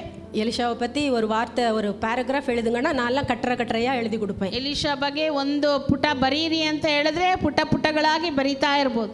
சிலருக்கு ஒரு சென்டென்ஸ் போதும், ಕೆಲವರಿಗೆ ಒಂದೇ ಪದ ಸಾಕು, சிலருக்கெல்லாம் எக்ஸ்ட்ரா ஷீட் வேணும், ಕೆಲವರಿಗೆಲ್ಲ ಅಡಿಷನಲ್ ಶೀಟ್ ಬೇಕು. அப்போ மேய்ப்பன் தன் ஆடுகளை அறிந்திருக்கிறான். ಹಾಗಾದ್ರೆ ಈ ಕುರುಬನು ತನ್ನ ಕುರಿಗಳನ್ನು ತಿಳಿದಿದ್ದಾನೆ. நல் மேய்ப்பன் நாம் ஒவ்வொருவரையும் அறிந்திருக்கிறார். ಯಾಕಂದ್ರೆ ಒಳ್ಳೆ ಕುರುಬನು ನಾವು ಒಬ್ಬೊಬ್ಬರನ್ನು ತಿಳಿದಿದ್ದಾನೆ. அதனால கவலைப்படாதீங்க, கவலைப்படாதீங்க, ಚಿಂತೆ ಮಾಡಬೇಡಿ. அவர் ஒரு காரியத்தை அனுமதிக்கிறார் என்று சொன்னால் அதிலிருந்து தப்பித்துக் கொள்ளும்படியான போக்கையும் கூட சேர்த்து வைத்திருக்கிறார். ಆತನು ಒಂದು ಕಾರ್ಯವನ್ನು ಅನುಮತಿಸುತ್ತಾನೆ ಅಂದ್ರೆ ಅದರಿಂದ ತಪ್ಪಿಸಿಕೊಳ್ಳುವುದಕ್ಕೂ ನಿಮ್ಗೆ ಮಾರ್ಗವನ್ನು ತೋರಿಸ್ತಾನೆ. அதே போல ஆடுகளால் அறியப்பட்டிருக்கிறான். ಅದೇ ರೀತಿ ஆடுகளால் அறியப்பட்டிருக்கு. அதே வசனத்துல ಕುರಿಗಳಿಂದ ಕೂಡ ತಿಳಿಯಲ್ಪಟ್ಟಿದ್ದಾನೆ. அதே 15வது வசனத்துல என்னுடையவைகளால் அறியப்பட்டும் இருக்கிறேன். ನನ್ನ ಕುರಿಗಳು ನನ್ನನ್ನು ತಿಳಿದವೆ. அப்ப நாம் ஆராதிக்கிற தேவன் எப்படிப்பட்டவர் என்று சொல்லி நாம் அறிந்து அவரை ஆராதித்தால் தான் அது நமக்கு ஆசீர்வாதமாக இருக்கும். ನಾವು ಆರಾಧನೆ ಮಾಡುವಂತ ದೇವರು ಎಂತವನು ಎಂಬುದಾಗಿ ನಾವು ಅರಿತುಕೊಂಡು ನಾವು ಆರಾಧನೆ ಮಾಡಬೇಕು. நாம் ஆராதிக்கிற தேவன் எப்படிப்பட்டவர் என்று சொல்லி அறிந்திருக்கிறோமா? ನಾವು ಆರಾಧನೆ ಮಾಡುವ ದೇವರು ಎಂತವರು ಅಂತ ನಾವು ತಿಳಿದಿದ್ದೇವಾ? சிலர் அவர் ஆசீர்வதிக்கிறவராக மட்டும்தான் அறிந்திருக்கிறாங்க. ಕೆಲವರು ಆಶೀರ್ವದಿಸುವನು ಮಾತ್ರ ಆಗಿ ತಿಳ್ಕೊಂಡಿದ್ದಾರೆ. அவ கேட்கும் போதெல்லாம் கொடுக்கணும், ಕೇಳಿದಾಗೆಲ್ಲ ದೇವರು ಕೊಡಬೇಕು. கஷ்டம் கொடுக்க கூடாது, ದೇವ್ರ ಕಷ್ಟ ಕೊಡಬಾರದು. நஷ்டம் கொடுக்க கூடாது, ದೇವ್ರ ನಷ್ಟನೂ ಕೊಡಬಾರದು, வியாதி கொடுக்க கூடாது, ರೋಗನೂ ಕೊಡಬಾರದು, வேதனை கொடுக்க கூடாது, ವೇದನೆ ಕೊಡಬಾರದು. ஆசீர்வாதம் மட்டும் தான் கொடுக்கணும். ಬರೀ ಆಶೀರ್ವಾದ ಕೊಡಬೇಕು. கார் ದೇವರು கேட்டா கார் கொடுக்கணும், வண்டி கேட்டா வண்டி கொடுக்கணும், படிப்பு கேட்டா படிப்பு கொடுக்கணும், வேற என்னது சொத்து கேட்டா சொத்து கொடுக்கணும். நம்ம கேட்கிற ஆசீர்வாதத்தை எல்லாம் கொடுத்தாதான் அவர் தேவன். ಕಾರ್ ಕೇಳಿದ್ರೆ ಕಾರು, ಗಾಡಿ ಕೇಳಿದ್ರೆ ಗಾಡಿ, ಆಸ್ತಿ ಕೇಳಿದ್ರೆ ಆಸ್ತಿ, ನಾವೇನ್ ಕೇಳ್ತೀವೋ ಅದೆಲ್ಲ ಕೊಟ್ರೆ ಮಾತ್ರನೇ ದೇವ್ರು. அதல்ல யோபுவை போல யோபனாகி எல்லா சூழலிலும் அவரை ஆராதிப்பதுதான் நாம் அவரை அறிந்து கொண்டிருக்கிறோம் என்று சொல்வதிலே அர்த்தம் இருக்கிறது. ಎಲ್ಲ ಪರಿಸ್ಥಿತಿಯಲ್ಲೂ ಆತನನ್ನು ಆರಾಧಿಸುವುದೇ ಆತನನ್ನು ಅರಿತುಕೊಂಡಿದ್ದೇವೆ ಎಂಬುದಾಗಿ ಅರ್ಥ. இப்போ உங்ககிட்ட வந்து இப்போ ஸ்ரேயஸ்ட்ட போய் இப்போ உங்கள் ஊழியக்காரர் எப்படிப்பட்டவர்ப்பா கொஞ்சம் சொல்லுப்பா அப்படின்னு கேட்டால் என்ன சொல்லுவா ஸ்ரேயஸ்? ಈಗ ಶ್ರೇಯಸ್ ಹತ್ರ ಹೋಗ್ಬಿಟ್ಟು ನಿಮ್ಮ ಸೇವಕರು ಎಂತವರು ಅಂತ ಹೇಳಿದ್ರೆ ಅವನು ಏನು ಹೇಳ್ತಾನೆ? அவன் பயந்துட்டான் பாவம். இப்போ உதாரணத்துக்கு உங்ககிட்ட அப்படி யாராவது கேட்குறாங்கன்னு வச்சுக்கிடுங்க. உதாரணமாகி எல்லாரும் கேளுದ್ರೆ ஒரு பாஸ்டர் கேட்குறாரு, ಒಂದು ಪಾಸ್ಟರ್ கேட்பா நீ பெர்லை சேரம் சர்ச்சுக்கு போறியேப்பா, ரைட்டு, உங்கள் பாஸ்டரை பற்றி கொஞ்சம் சொல்ல அப்படின்னு சொன்னால், அப்போ எங்கள் பாஸ்டர் அது வந்து அப்படின்னு சொன்னால், நீ அந்த சர்ச்சுக்கு போகிறதே வேஸ்ட்டு, நாளையிலேருந்து எங்கள் சர்ச்சுக்கு வா அப்படின்னு சொல்லி கூப்பிட்டுருவாங்க. ಬೆರ್ಲೈ ಸಿಆರ್ಎಂ ಚರ್ಚ್ ಬಗ್ಗೆ ಹೇಳಪ್ಪ ಬ್ರೈಟ್ ಅಂತ ಹೇಳುವಾಗ ಬ್ರೈಟು ನಮ್ಮ ಪಾಸ್ಟ್ರು ಅಂತ ಹೇಳ್ತಾರೆ. ಅಯ್ಯೋ ನೀನು ಆ ಚರ್ಚ್ಗೆ ಹೋಗ್ಬೇಡ, ನೆಕ್ಸ್ಟ್ ವೀಕಿಂದ ನಮ್ಮ ಚರ್ಚಿಗೆ ಬಾ ಅಂತ ಹೇಳ್ಬಿಡ್ತಾರೆ. என்னை பற்றி சொல்லுங்கன்னா நீங்கள் கட்டுரையாக எழுதுவீங்க. ನನ್ನ ಬಗ್ಗೆ ಕೇಳಿದ್ರೆ ನೀವು ಪುಟವಾಗಿ ಬರೀತೀರಾ. அப்போ ಹಾಗಾದ್ರೆ ஆடுகள் தன்னுடைய மேய்ப்பனை அறிந்திருக்கிறது. ಈ ಕುರಿಗಳು ಕೂಡ ತನ್ನ ಕುರುಬನ್ನ ತಿಳ್ಕೊಂಡಿದೆ. அதனால தான் இவ்வளோ பேர் நீங்கள் வந்துட்டு இருக்கிறீங்க இல்லையா? ಅದರಿಂದನೇ ನೀವು ಇಷ್ಟು ಜನ ಬರ್ತಾ ಇದ್ದೀರಾ. நாம் எல்லோரும் கிறிஸ்துவுக்கு ஆடுகளாக இருக்கிறபடினால் நம் நல் மேய்ப்பனாகிய கிறிஸ்துவையும் நாம் அறிந்து அவரை நாம் ஆராதிக்க வேண்டும். ನಾವೆಲ್ಲರೂ ಕ್ರಿಸ್ತನನ್ನು ತಿಳ್ಕೊಂಡಿರುವುದರಿಂದಲೇ ನಾವು ಬಂದು ಆರಾಧನೆ ಮಾಡ್ತಾ ಇದ್ವಿ. ಅದೇ ರೀತಿ ನಮ್ಮ ಒಳ್ಳೆ ಕುರುಬನಾಗಿರುವಂತ ಕ್ರಿಸ್ತ ನಮ್ಮನ್ನು ತಿಳ್ಕೊಂಡಿದ್ದಾನೆ.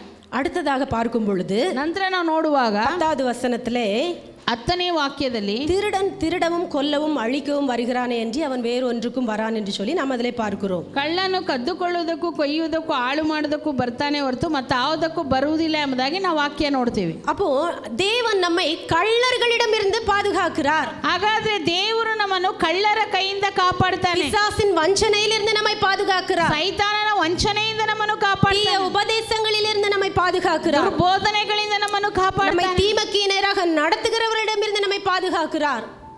தீமைக்கு நேராக நடத்துகிறவர்களிடம் இருந்து, ಕೇಡಿಗೆ ನೇರವಾಗಿ ನಮ್ಮನ್ನು ನಡೆಸುವವರ ಬಳಿಯಿಂದ ಕಾಪಾಡ್ತಾನೆ. ஒவ்வொரு நாளும் ஒவ்வொரு நிமிடமும் ஒவ்வொரு நொடி பொழுதும் நம்மேல் அவர் கருத்துள்ளவராக கரிசனை உள்ளவராக இருக்கிறார். ಒಂದೊಂದು ದಿನ ಒಂದೊಂದು ಕ್ಷಣ ಒಂದೊಂದು ಗಳಿಗೆ ಕೂಡ ಆತನ ನಮ್ಮ ಮೇಲೆ ಕಾಳಜಿ ಉಳ್ಳವನಾಗಿ ನಮ್ಮನ್ನು ಕಾಪಾಡ್ತಾನೆ. சபை என்று சொல்லி வரும் பொழுது, ಸಭೆ ಅಂತ ಬರುವಾಗ, சபையிலே ஆண்டவர் மேய்ப்பர்களாக ஏற்படுத்தும் பொழுது, ಸಭೆಯಲ್ಲಿ ದೇವರು ಕುರುಬರಾಗಿ ನೇಮಿಸುವಾಗ, நான் ஏற்கனவே சொன்னது போல நாம் ஒருவருக்கொருவர் நாம் மேய்ப்பர்களாக இருக்கிறோம். ನಾವೀಗಾಗಲೇ ಹೇಳಿದ ಪ್ರಕಾರ ನಾವು ಒಬ್ಬೊಬ್ಬರು ಕುರುಬರಾಗಿದ್ದೇವೆ.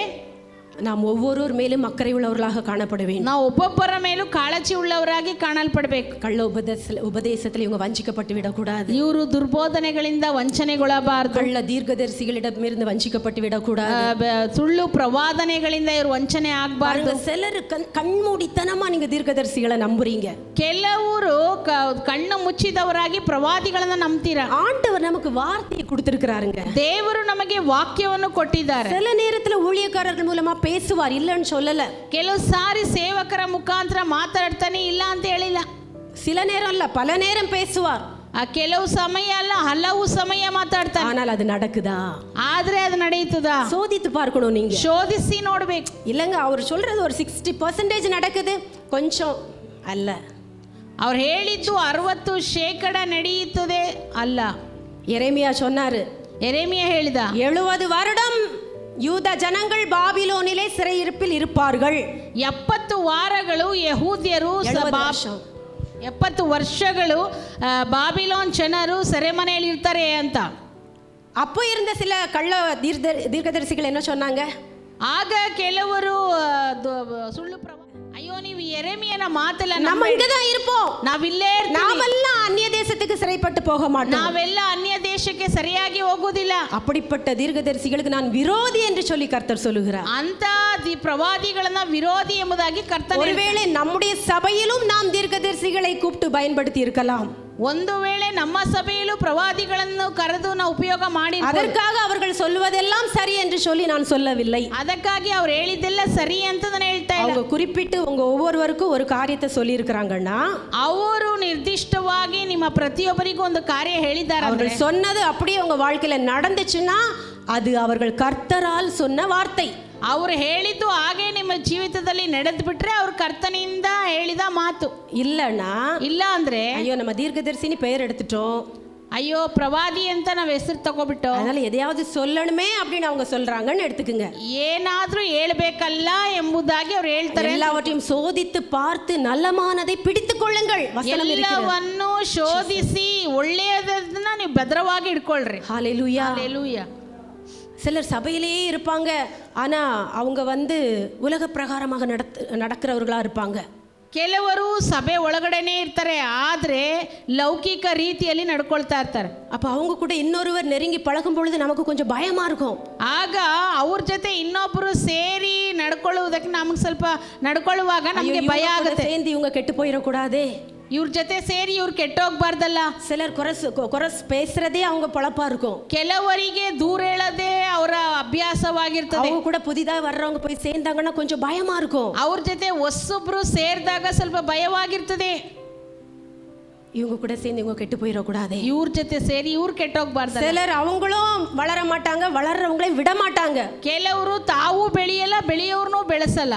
அவங்களும் எந்த ஆவிக்குரிய கூட்டத்துக்கு வர மாட்டாங்க, போறவங்களையும் நீங்க ஏன் போறீங்கன்னு தடை செய்கிறவர்களாக இருப்பாங்க. ಅವರು ಯಾವುದೇ ಆತ್ಮಿಕ ಕೂಟಕ್ಕೆ ಬರುವುದಿಲ್ಲ, ಹೋಗೋರ್ನು ಕೂಡ ನೀವು ಯಾಕೆ ಹೋಗ್ತೀರಾ ಅಂತ ತಡೀತಾರೆ.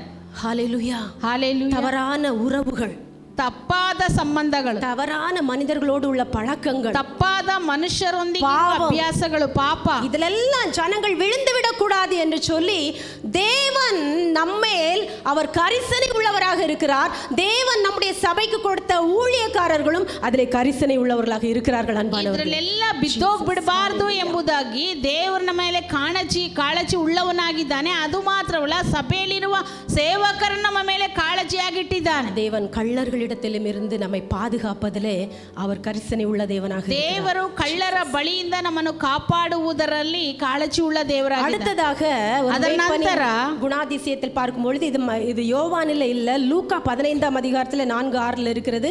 தவறிப்போன ஆடுகளை தேடுகிறவனாக. ಈ ಒಂದು ಇನ್ನೊಂದು ಕಾರ್ಯ ಏನಪ್ಪಾ ಅಂದ್ರೆ ಇದು ಯೋಹನ ಸುವಾರ್ತೆಯಲ್ಲಿಲ್ಲ, ಲೂಕನ ಸುವಾರ್ತೆ 15ನೇ ಅಧ್ಯಾಯದಲ್ಲಿ ಕಾಣದೇ ಹೋಗಿರುವಂತ ಕುರಿಯನ್ನು ಹುಡುಕುವಂಥದ್ದು. தவறிப்போன ஆடுகள் என்று சொன்னால், ಕಾಣದೇ ಹೋದ ಕುರಿ ಅಂದ್ರೆ ஒரு மேய்ப்பன் ಒಬ್ಬ ಕುರುಬ தன்னுடைய ஆடுகள் தவறிவிடக் கூடாது என்று சொல்லி கவனமாக இருக்கிறான். தவறிப்போன ஆடுகள் மீண்டும் தன்னுடைய மந்தையில் சேர்க்கப்பட வேண்டும் என்று சொல்லி அவன் கவனமுள்ளவராக இருக்கிறான். ತನ್ನ ಕುರಿಗಳು ತಪ್ಪಾದ ಮಾರ್ಗದಲ್ಲಿ ಅಥವಾ ತಪ್ಪಿಸಿಕೊಂಡು ಹೋಗಿ ಬಿಡಬಾರದು ಅನ್ನೋದ್ರಲ್ಲಿ ಗಮನವಾಗಿರ್ತಾನೆ. ಅದು ಮಾತ್ರವಲ್ಲ, ಆ ರೀತಿ ತಪ್ಪಿಸಿ ಹೋಗಿರುವ ಕುರಿ ಮತ್ತೆ ತನ್ನ ಹಿಂಡಿಗೆ ಸೇರಬೇಕು ಎಂಬ ವಿಚಾರದಲ್ಲೂ ಗಮನದಿಂದ ಇರ್ತಾನೆ. அதுதான் அந்த இளைய குமாரன் உவமையிலே நம்ம பார்க்கிறோம். ಅದನ್ನೇ ಈ ಒಂದು ಕಿರಿ ಮಗನ ಒಂದು ದೃಷ್ಟಾಂತದಲ್ಲಿ ನಾವು ನೋಡ್ತೇವೆ. அந்த இளைய குமாரன் மனம் திரும்பி வருகிற அந்த காரியத்திலே அந்த தகப்பன் எப்படி தன்னுடைய குமாரனுக்காக அவன் ஒவ்வொரு நாளும் ஏங்கி கொண்டிருக்கிறானோ அதே போலதான் நாமும் ஒருவேளை சபையிலேருந்து யாராவது பின்வாங்கி போயிட்டாங்கன்னா அவங்க மீண்டும் வரணுமே ஆண்டவரே, மந்தையிலே சேர்க்கப்படணுமே ஆண்டவரேன்னு நம்ம அனுதினமும் ஜெபிக்கிறவர்களாக இருக்கணும் அன்பானவர்களே. ಆ ಚಿಕ್ಕ ಮಗನು ಯಾವಾಗ ಅವನು ತಂದೆಯನ್ನು ಬಿಟ್ಟು ದೂರ ಹೋದಾಗಿಂದ ತಂದೆಯ ಹೃದಯ ನನ್ನ ಮಗ ಯಾವಾಗ ಹಿಂತಿರುಗಿ ಬರ್ತಾನೆ ಮತ್ತೆ ನನ್ನ ಸೇರ್ಕೊಳ್ತಾನೆ ಅಂತ ಅಂಬಲಿಕೆಯಿಂದ ಇರ್ತಾನೋ, ಅದೇ ಥರ ಸಭೆಯ ವಿಚಾರದಲ್ಲಿ ಸೇವಕರಾಗಿರೋ ಕುರುಬರು ಕೂಡ ಯಾರಾದರೂ ಹಿಂಚಾರಿ ಸಭೆಯನ್ನು ಬಿಟ್ಟು ಹೋಗಿರೋರು ಮತ್ತೆ ಯಾವಾಗ ದೇವರೇ ಬಂದು ಇವ್ರು ಸೇರ್ತಾರೆ ಅಂತ ಪ್ರತಿದಿನ ಅವರಿಗೋಸ್ಕರ ಪ್ರಾರ್ಥನೆ ಮಾಡಿ ಅದರಲ್ಲಿ ಗಮನದಿಂದ ಇರ್ತಾರೆ. இது நம்முடைய ஒவ்வொருவருடைய கடமை. ಇದು ನಮ್ಮ ಪ್ರತಿಯೊಬ್ಬರ ಜವಾಬ್ದಾರಿ. நம்ம வழியில பார்த்தோம்னா நம்ம அவர்களுக்கு தேவ ஆலோசனை கொடுக்க வேண்டும். ಮಾರ್ಗದಲ್ಲಿ ನಾವು ಅವ್ರನ್ನ ನೋಡಿದ್ರೆ ಅವ್ರಿಗೆ ದೇವರ ಆಲೋಚನೆ, அவர்களுக்காக ஜெபிக்க வேண்டும். ಅವ್ರಿಗೋಸ್ಕರ ನಾವು ಪ್ರಾರ್ಥನೆ ஆத்மா அழிந்து போக கூடாது. ಅವ್ರ ಆತ್ಮ ನಷ್ಟಪಟ್ಟು ಹೋಗಬಾರ್ದು. மீண்டும் அந்த ஆத்மா தேவ சபையிலே சேர்க்கப்படும் பொழுது அந்த சந்தோஷத்திற்கு ஈடா எதையுமே நம்ம சொல்ல முடியாது. ಪುನಃ ಆತ್ಮ ದೇವರ ಸಭೆಯಲ್ಲಿ ಸೇರುವಾಗ ಆ ಸಂತೋಷಕ್ಕೆ ಬದಲಾಗಿ ಬೇರೆ ಯಾವುದು ಸಾಟಿ ಇರುವುದಿಲ್ಲ. அப்ப இந்த ஊழியத்தை நாம் ஒவ்வொருவரும் செய்ய வேண்டும் அன்பான. ಈ ಸೇವೆಯನ್ನು ನಾವು ಪ್ರತಿಯೊಬ್ಬರು ಮಾಡಬೇಕು, ஜெபிக்கணும். ஆண்டவரே பின்வாங்கி போனவங்க எல்லாம் கொண்டு வாருங்கன்னு நம்ம எப்போதும் ஜெபம் பண்ணணும். ನಾವು ಪ್ರಾರ್ಥನೆ ಮಾಡಬೇಕು, ದೇವರೇ ಹಿಂಚಾರಿ ಹೋದವ್ರನ್ನ ಮತ್ತೆ ಕರ್ಕೊಂಡು ಬಾ ಎಂಬುದಾಗಿ. ஆண்டவர் ஒரு நாள் கண்டிப்பாக கொண்டு வருவார். ದೇವರು ಒಂದಲ್ಲ ಒಂದು ದಿನ ಖಂಡಿತವಾಗಿ ಅವ್ರನ್ನ ಕರ್ಕೊಂಡು. ஹalleluya ஹalleluya ஹalleluya ஹalleluya. கடைசியாக மேய்ப்பனுடைய குணாதிசயத்திலே பார்க்கும் பொழுது நல்ல மேய்ப்பன் தன் ஆடுகளுக்காக ஜீவனை கொடுக்கிறான் என்று சொல்லி யோவான் அந்த 10ஆம் அதிகாரம் 11வது வசனத்திலே நாம் வாசிக்கிறோம். ಕೊನೆಯದಾಗಿ ಈ ಕುರುಬನ ಗುಣಾತಿಶಯಗಳನ್ನು ನೋಡುವಾಗ ಅದೇ ಯೋಹನ ಸುವಾರ್ತೆ 10ನೇ ಅಧ್ಯಾಯದಲ್ಲಿ ಕುರುಬನು ತನ್ನ ಕುರಿಗಳಿಗೋಸ್ಕರ ಪ್ರಾಣವನ್ನು ಕೊಡ್ತಾನೆ ಎಂಬುದಾಗಿ 14ರಲ್ಲಿ ಇದೆ. 14-15. நம்முடைய நல் மேய்ப்பனாகிய கிறிஸ்து நமக்காக அவர் ஜீவனையே கொடுத்து நம்மேல் இருக்கிறதான அன்பை அவர் வெளிப்படுத்தினார். ನಮ್ಮ ಒಳ್ಳೆ ಕುರುಬನಾಗಿರುವಂತ ಯೇಸು ಕ್ರಿಸ್ತನು ತನ್ನ ಜೀವವನ್ನೇ ನಮಗೋಸ್ಕರ ಕೊಟ್ಟು ತನ್ನ ಪ್ರೀತಿಯನ್ನು ನಮಗೆ ತೋರಿಸಿದ್ದಾನೆ. நாம என்ன பண்ணணும்? ನಾವೇನ್ ಮಾಡಬೇಕು? நாம என்ன செய்யணும்? ನಾವೇನ್ ಮಾಡಬೇಕು? நம்மளால உயிரை கொடுக்க முடியுமா? ನಮ್ಮಿಂದ ಪ್ರಾಣ ಕೊಡಕ್ಕಾಗತ್ತಾ? கொடுக்கலாம். ಕೊಡಬಹುದು. எப்படி தெரியுமா? ಯಾವ ರೀತಿ ಗೊತ್ತಾ? ஜெபத்திலே, ಜಪத்திலே நாம் நம்முடைய உயிரை கொடுத்து நாம் ஜெபிக்க முடியும். ಪ್ರಾರ್ಥನೆಯಲ್ಲಿ ನಮ್ಮ ಪ್ರಾಣವನ್ನೇ ತ್ಯಾಗ ಮಾಡಿ ಪ್ರಾರ್ಥನೆ ಮಾಡ್ಲಿಕ್ಕೆ ಸಾಧ್ಯ. ஹalleluya ஹalleluya. பாருங்க, நம்முடைய பிரான்சிஸ் இங்க இருக்கிறாரு. பிரான்சிஸ் ಇಲ್ಲಿದ್ದಾರೆ. கடந்த ஒரு சில வருடத்திற்கு முன்பதாக அவருக்கு ஒரு ஆக்சிடென்ட்ல தலையில அடிபட்டுடுச்சு. ಕಳೆದ ವರ್ಷದಲ್ಲಿ ಅವರಿಗೆ ಆಕ್ಸಿಡೆಂಟ್ ಮೂಲಕ ತಲೆಗೆ ಏಟು ಬಿತ್ತು. அந்த விஷயம் கேள்விப்பட்ட உடனே என்னால் அந்த துக்கத்தை தாங்கவே முடியல. ಆ ವಿಚಾರ ಕೇಳಿದ ಕೂಡಲೇ ನನ್ನಿಂದ ದುಃಖವನ್ನು ತಡೀಲಿಕ್ಕೆ ಆಗಲಿಲ್ಲ. தலையில அடிபட்டு அது பிளட் கிளாட் ஆயிடுச்சுன்னா அப்படிப்பட்டவருடைய சூழ்நிலைகள் எல்லாம் நம்ம பார்த்துட்டு இருக்கிறதுனால அந்த வேதனை, அந்த பாரம், அந்த துக்கம் கதறுதலை கொண்டு வருது. ಆ ತಲೆಗೆ ಏಟು ಬಿದ್ದು ಆ ರಕ್ತ ಹೆಪ್ಪುಗಟ್ಬಿಟ್ರೆ ಅದರಿಂದ ಏನು ಬಾಧಿಸುವಿಕೆ ಅಂತ ನಾವು ಕೇಳೋದ್ರಿಂದ ಆ ವಿಚಾರ ಕೇಳಿದಾಗ ಆ ಒಂದು ವೇದನೆ, ಆ ಒಂದು ಭಾರ ನನ್ನಿಂದ ಸಹಿಸ್ಕೊಳ್ಳಿಕ್ಕಾಗಲೇ ಕಾನ್ಫರೆನ್ಸ್ ಕಾಲ್ ಪ್ರೇಯರ್ ಗ್ರೂಪ್ல இருக்கிறவங்களை கனெக்ட் பண்ணி எல்லாரும் பாரத்தோடு அழுது ஜெபம் பண்ணாங்க. ಆ ತಕ್ಷಣ ಕಾನ್ಫರೆನ್ಸ್ ಕಾಲಲ್ಲಿ ಮತ್ತೆ ಪ್ರಾರ್ಥನಾ ಗುಂಪುಗಳಿಗೆ ಎಲ್ಲ ವಿಚಾರವನ್ನು ಕಳಿಸಿದಾಗ ಎಲ್ಲರೂ ಭಾರದ ಹತ್ತು ಗೋಳಾಡಿ ಪ್ರಾರ್ಥನೆ ಮಾಡಿ. பிள்ளைகள் நீங்க அநேகர் அழுது மகனுக்காக ஜெபம் பண்ணீங்க. ಸಭೆಯ ಮಕ್ಕಳು ಅನೇಕರು ನೀವು ಹತ್ತು ಗೋಳಾಡಿ ಅವರಿಗೋಸ್ಕರ ಪ್ರಾರ್ಥನೆ ಮಾಡಿ. அன்னைக்கு நான் ஆண்டவர் சமூகத்துல ஒரு பொருத்தனை பண்ணினேன். ಆವತ್ತು ನಾನು ದೇವರ ಸನ್ನಿಧಾನದಲ್ಲಿ ಒಂದು ಅರಿಕೆ ಮಾಡಿದೆ. ஆண்டவரே, ದೇವ್ರೇ, நான் ஹாஸ்பிட்டல் போறேன், ನಾನು ಹಾಸ್ಪಿಟಲ್ಗೆ ಹೋಗ್ತೇನೆ. நான் பிரான்சிஸ் என்கிட்ட எழும்பி நார்மலாக பேசுகிறது வரைக்கும் நான் பச்சை தண்ணி கூட வாயில் வைக்க மாட்டேன்ட்டு ஒரு பொருத்தனை பண்ணினேன். ನಾನು ಅವನು ಫ್ರಾನ್ಸಿಸ್ ಅವರು ಎದ್ದು ನೀರು ಕುಡಿಯೋ ತನಕ என்கிட்ட நார்மலாக பேசுகிறது வரைக்கும் ನನ್ನ ಬಳಿ ನಾರ್ಮಲ್ ಆಗಿ ಮಾತಾಡೋ ತನಕ ನಾನು ನೀರನ್ನು ಕೂಡ ಕುಡಿಯುವುದಿಲ್ಲ ಎಂಬುದಾಗಿ ದೇವರ ಹತ್ರ ಅರಿಕೆ ಮಾಡಿ ஹாஸ்பிட்டல் போனோம். ಹಾಸ್ಪಿಟಲ್ಗೆ ಹೋದ್ವಿ. சபையின் பிள்ளைகள் அநேகர் கூடி வந்தீர்கள். ಸಭೆ ಮಕ್ಕಳು ಅನೇಕರು ಕೂಡಿ ಬಂದರು. நான் அடிக்கடி போய் அவனை பார்த்து பேசிட்டு வருவேன். ನಾನು ಪದೇ ಪದೇ ಹೋಗಿ ಅವ್ರ ಹತ್ರ ಮಾತಾಡಿ ಬರ್ತಾ ಇದ್ದೆ. கூப்பிட்டுட்டே இருப்பேன், ஏன்னா ஆழ்ந்த தூக்கத்தில் போயிடக்கூடாதுன்னு சொல்லுவாங்க. ಯಾಕಂದ್ರೆ ನಾನು ಕೂಗ್ತಾನೆ ಇದ್ದೆ, ಗಾಢ ನಿದ್ರೆಗೆ ಅವ್ರು ಹೋಗ್ಬಿಡ್ಬಾರ್ದಂತ. அவன் அப்படியே கண்ணு திறப்பான். ಫ್ರಾನ್ಸಿಸ್ ಹಾಗೆ ಕಣ್ಣು ತೆಗಿಯೋದು ಮತ್ತೆ ನಿದ್ದೆ ಮಾಡೋದು. திருப்பி அங்கே ரொம்ப நேரம் உட்காரவும் விட மாட்டாங்க. ತಿರುಗಿ ಅಲ್ಲಿ ಕೂತ್ಕೊಳ್ಳೋಕೆ ಬೇರೆ ಬಿಡಲ್ಲ. வெளியில போயிட்டு திருப்பி வந்து பேசுவேன், பேசிட்டே இருப்பேன். ಹೊರಗಡೆ ಹೋಗೋದು ಮತ್ತೆ ಬಂದು ಮಾತಾಡೋದು, ಮಾತಾಡ್ತಾನೆ ಇರ್ತಾ ಇದ್ದೆ. எழும்பி உட்காருவான், ಕೂತ್ಕೊಳ್ತಾನೆ, முடியாது படுத்துருவான், ಆಗೋದಿಲ್ಲ ಮತ್ತೆ ಮಲಗ್ತಾನೆ. நான் வெளியில நிறைய பேர் இருந்தாங்க, அப்போ ஜூஸை குடிங்க, தண்ணியை குடிங்க, ಅನೇಕರು ಜ್ಯೂಸ್ ಕುಡೀರಿ, ನೀರು ಕುಡೀರಿ. ஆண்டவர் அவன் என்கிட்ட நார்மலாக பேசுகிற வரைக்கும் நான் பச்சை தண்ணி கூட குடிக்க மாட்டேன். ನಾನು ಹೇಳಿದೆ, ದೇವರೇ, ನನ್ನ ಬಳಿಯಲ್ಲಿ ಅವನು ನಾರ್ಮಲ್ ಆಗಿ ಮಾತಾಡೋ ತನಕ ನಾನು ಒಂದು ಗ್ಲಾಸ್ ನೀರು ಕೂಡ ನಾನು ಕುಡಿಯುವುದಿಲ್ಲ. அப்புறம் திருப்பி போவேன், 2 வார்த்தை பேசுவான், திருப்பி படுத்துருவான். ತಿರ್ಗಾ ನಾನು ಹೋಗ್ತೀನಿ, 2 ಮಾತು ಮಾತಾಡ್ತಾನೆ, ಮತ್ತೆ ಮಲಗ್ತಾನೆ. ஒரு கிட்டத்தட்ட ஒரு 4 மணி இருக்கும். ಸುಮಾರು 4 ಗಂಟೆ ಆಗಿರ್ತದೆ. அப்போ அவன் எழும்பி நல்லா ஃப்ரெஷ்ஷாக பேசினான். ಆಗ ಅವನು ಎದ್ದು ಚೆನ್ನಾಗಿ ತಾಜವಾಗಿ ಫ್ರೆಶ್ ಆಗಿ நார்மலாக இப்போ இருக்கிற மாதிரி பேசினான். ಯಾವಾಗ ಈಗ ಇರುವಾಗೆ ನಾರ್ಮಲ್ ಆಗಿ ಮಾತಾಡ. அப்போ தான் வெளியில் வந்து எலிஷா கொடுத்த அந்த ஜூஸை வந்து குடித்தேன்.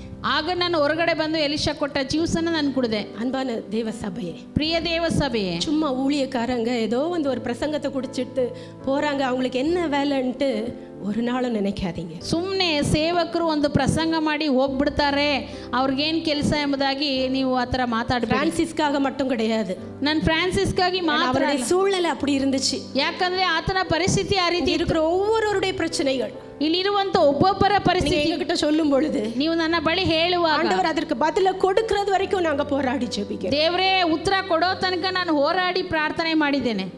ஜெபத்திலே ಪ್ರಾರ್ಥನೆಯಲ್ಲಿ எங்களே நாங்க ஜீவ பலியா ஒப்பு கொடுத்து, ನಮ್ಮನ್ನೇ ನಾವು ಜೀವ ಬಲಿಯಾಗಿ ಒಪ್ಪಿಸಿಕೊಟ್ಟು பான பலியாக ஒப்பு கொடுத்தேன் என்று சொல்லி பவுல் சொல்லுகிறான்.